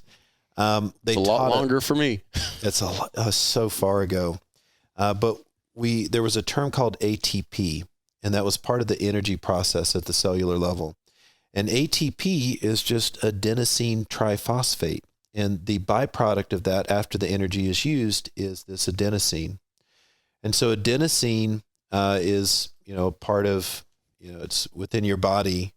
And from the time that you wake up, you start, having this adenosine present from the energy process. Obviously, it increases as we're awake. But in the brain, there's these receptors for picking up on the buildup of adenosine. So adenosine can be likened to sleep pressure, right?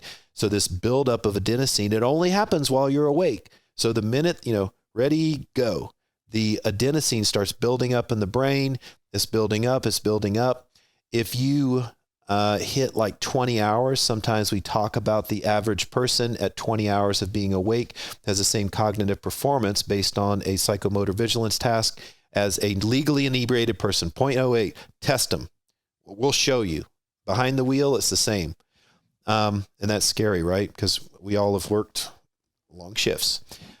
So with that said, this adenosine buildup, caffeine binds to these same receptors.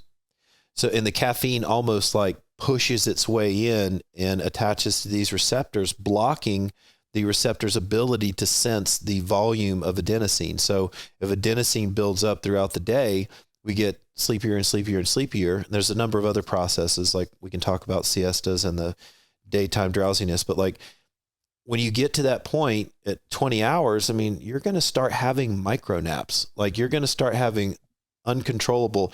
I mean, I remember back with AJ, I was coming home from a long day of insurance. It's probably 18-hour day. And I'm driving on the road and we all try, roll down the window, maybe drink some caffeine, turn the radio up, whatever to kind of like shock your system to stay awake. I fell asleep and slammed into the guardrail. Now, fortunately, as you know, some guardrails are curved and I hit it. The wheel came up on it, did the whole rub thing and the beautiful pattern. And I was okay. It was enough to wake me up, but that scared the bejesus out of me. That was a micro nap. That was an involuntary micro nap. Micro naps are involuntary for all of us. And I just think about the officer on patrol that is mind-numbingly going through a nighttime routine on a long shift and just blinks for a second and there's a collision that could cost somebody's life. Or, the person that is on the trigger and has to make a life or death decision. Are you well slept? So caffeine, we abuse it and we use it because it can get us away from that sleepiness modulator, the adenosine. But we're just tricking ourselves. It's not real. It's just blocking the receptors. And we can have this feeling of exhilaration when we slam some caffeine, especially when it's loaded with B12 and all these other things that they put in energy drinks, which can fibrillate the heart, which is what we have a defibrillator for when you have a heart attack, like not safe, especially if you have a heart condition, right? So, but just basic caffeine and coffee, and I like to drink some matcha tea in the morning. This has a half-life of about 6 hours. So it's going to impact our life, impact our day for 6 hours. So what a half-life means is, if I drink a cup of coffee, it's 100 milligrams of caffeine-ish, whatever. It's 6 hours later, I still have 50 milligrams in my system. Well, we don't want that caffeine in our system when we go to bed because it is part of the process of being awake in this thought process of hypervigilance and this nervous system response of like always trying to be engaged.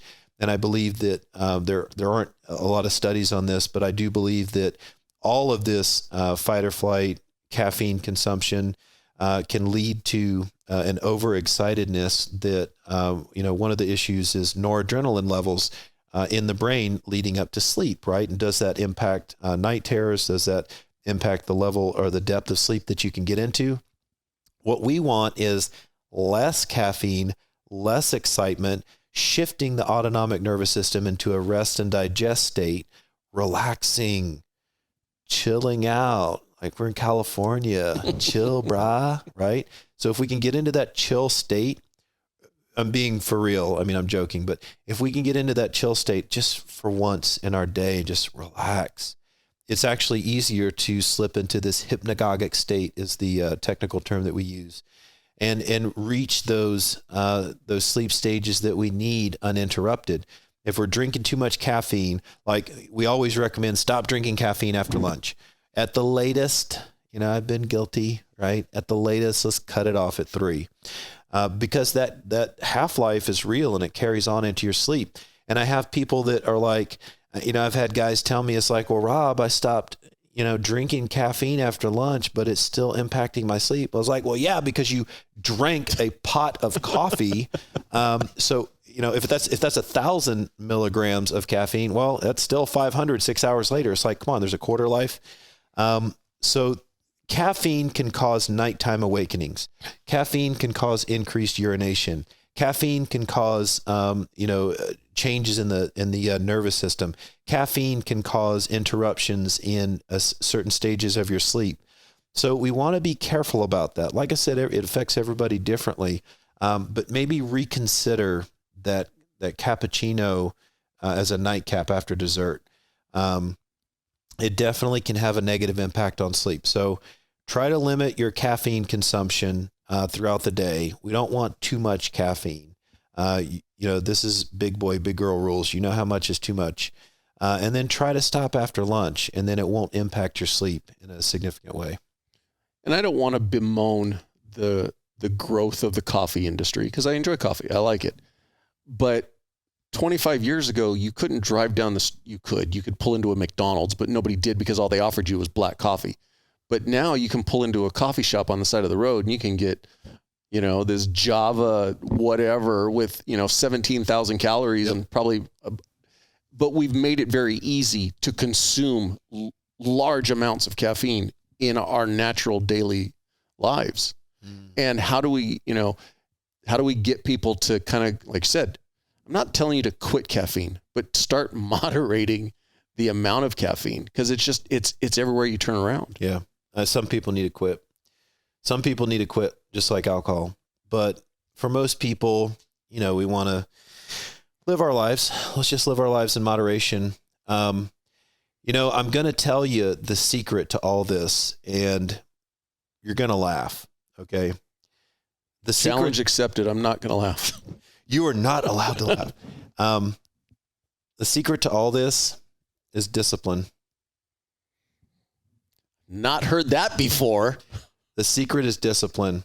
People want some magic pill. People want somebody else to take care of their problems. People want to get big, but they don't want to lift those heavy weights, do they? It's discipline. That one of the proudest moments in my life was when Jason Tushin, he's retired, Master Chief Navy SEAL, so I can say his name now. He was my boss's boss, right? I'm E5 Mafia. He was Master Chief over Group 1. Basically God, right? And he... Just ask him. He would have told you. Oh my gosh. Well, any team guy, right? Unfortunately. So when I asked him, I was like, hey man, you want to try this out, this sleep program? He's like, yeah, bro, I'll give it a try. And he went through, and his comments after, he said, this is the disciplined approach to sleep.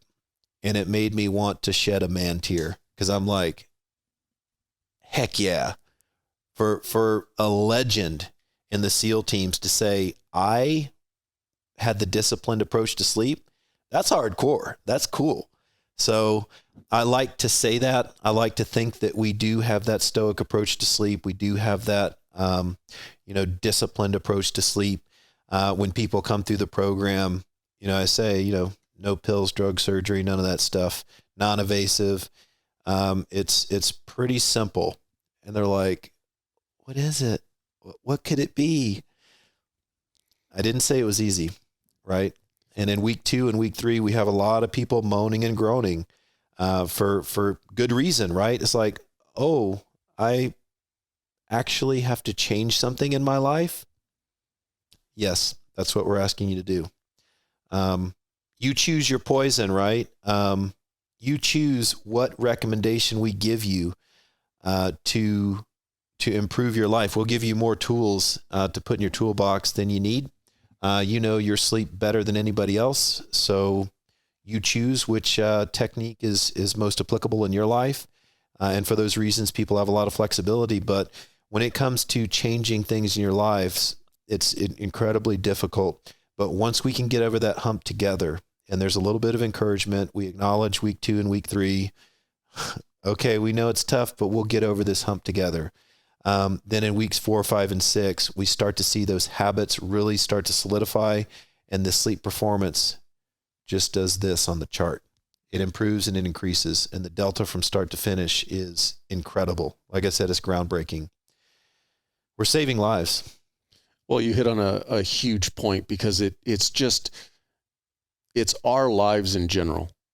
You want to be better at anything. It takes discipline. It takes commitment. It takes putting that first step forward and saying, I'm going to now take the next step and the next one, and just committing to it. And you bring up a great point that far too many people want the easy way out. Hence the reason why Ambien and the pharmaceutical industry has exploded the way it is, because it's easier to go, here's a pill. You're going to get this perception of sleep because you passed out, but you're not getting good sleep. And a lot of people don't have the discipline to do what it takes. You've talked about jiu-jitsu. I train jiu-jitsu. What do they say a black belt is? It's just a white belt who didn't quit. That's right. It's just the discipline to not quit. Going forward, can we talk about what your plans are as far as working with the veteran community long-term? Yeah. I'm finally this year okay with talking about my service in the SEAL team, the good, the bad, the ugly. I'm finally okay stepping into the role of a leader for others, because you have imposter syndrome. Some people at one point in time, I just really didn't believe in myself. And so I'm ready to step into that role where I am a voice for good. I am a voice to help people who are struggling. I do actually care, and I do have useful stuff to offer. So moving forward, I just want to carry that torch as long as it's in alignment for my life, and I have a calling for that. Who knows what tomorrow brings? I'm ultra focused on the present, on right now. Just planning out 2023.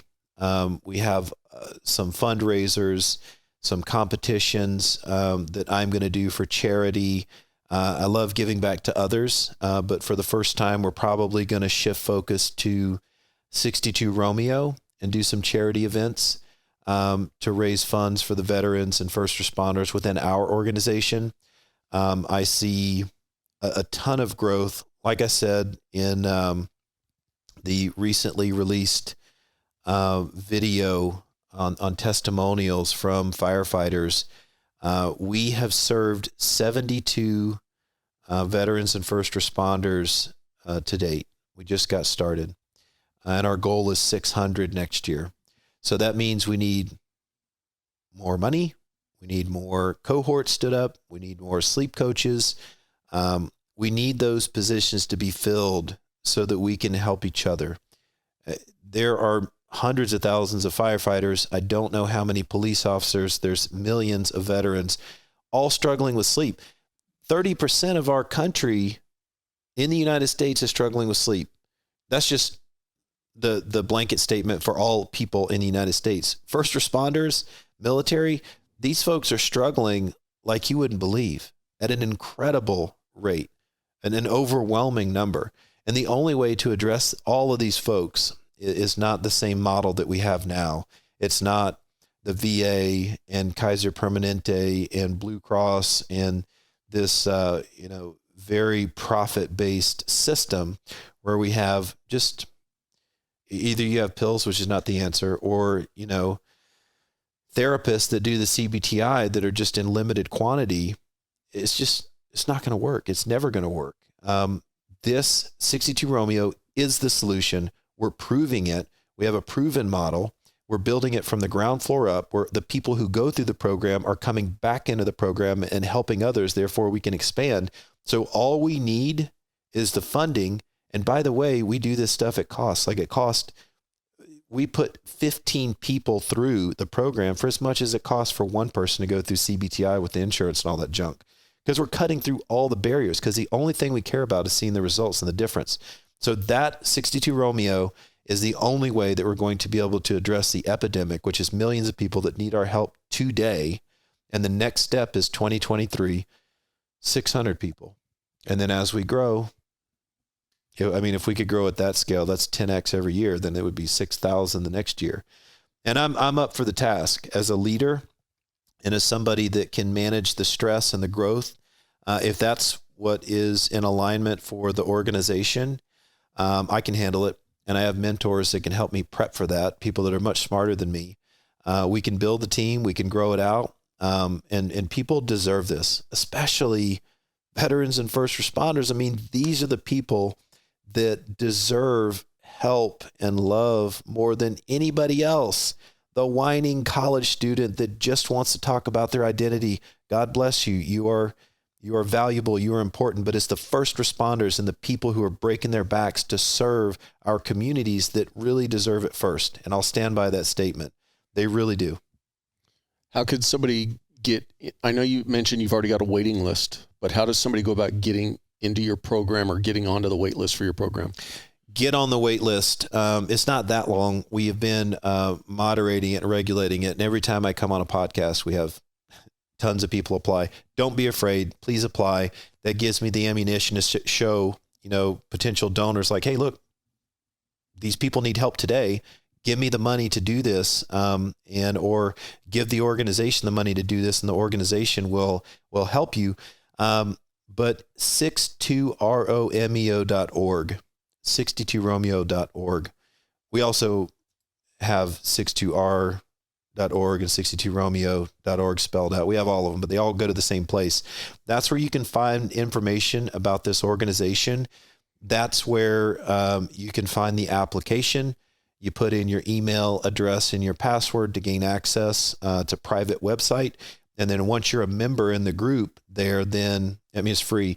Then you just look through the information, click apply, put in your information, and someone will be back in touch with you at the earliest convenience. Right now, at the end of the year, obviously is fundraising season for all nonprofits. So we're reaching out to those benevolent donors that want to help us on this mission. We're hoping that they are the ones that can get us to that 600 next year. I hope they do. We're ready for it. And if somebody's got questions specifically for you, is there a way that best way they can reach out to you directly?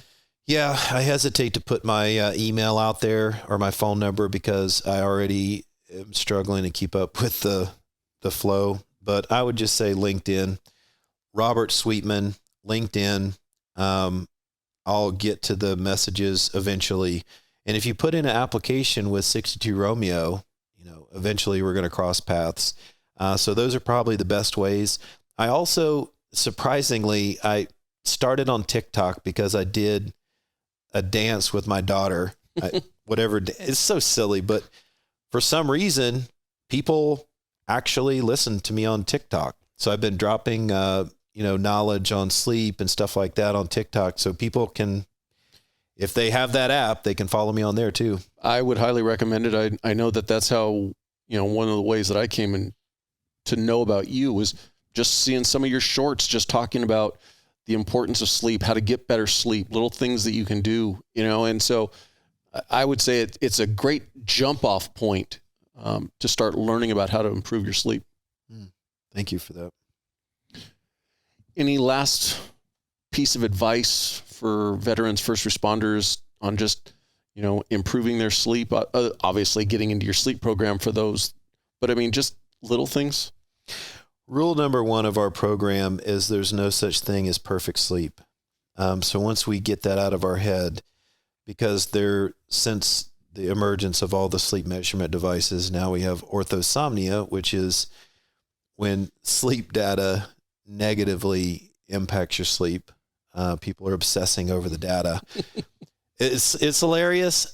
Made you laugh. You did make me laugh. It's delayed. No, I laughed actually when you said dedication, but I think about the Apple smartwatch and all the stuff that it tracks, and people just get, into it. They do. And Whoop is even more addictive because it has about 10 times the data points of Fitbit and Apple. They don't even have a screen. But I stopped using Whoop because I didn't feel like paying for the monthly membership. They used to support SEALs, but now I think they've moved away from that. Still a great product. So for the veteran or first responder that's struggling, rule number 1 is there's no such thing as perfect sleep. So just forget about it. Stop stressing over it. Start looking at techniques to relax before sleep. Whether that's, try out Wim Hof. Wim Hof's got some great breathing exercises. Do that before sleep. We want to get our sleep dojo as calm and chill as possible. Get off the devices, get off the TV, take the TV and throw it out the window. Don't have it in your bedroom. The bedroom is for sleep and sex only. It should be low light, cool, dark, get your sleep on. It's a much more in-depth conversation when you have offset shift work schedules, and when you have like 48-hour shifts and you have to sleep at the firehouse, stuff like that. Very difficult conversations we can't get into right now. But the overarching sentiment is that we have a culture of bravado for sleep deprivation. I don't need sleep. Oh, it's fine. Just push through. Even in modern society, in business, they're on their rotator. They don't need any sleep. Go close a sale. We find this with executives a lot. But it's all the same. Like, it's just a mentality that is wrong. Sleep is important. It's pivotal to your health. For goodness sakes, get good sleep for you, your family, your career, your life, your children. And that's my recommendation. I appreciate your time. I sincerely appreciate the invite. I'd love to come back anytime. It was my pleasure. I appreciate you watching. But before you go, if you like the video, please hit that subscribe button. Also, any comments are appreciated. Thank you.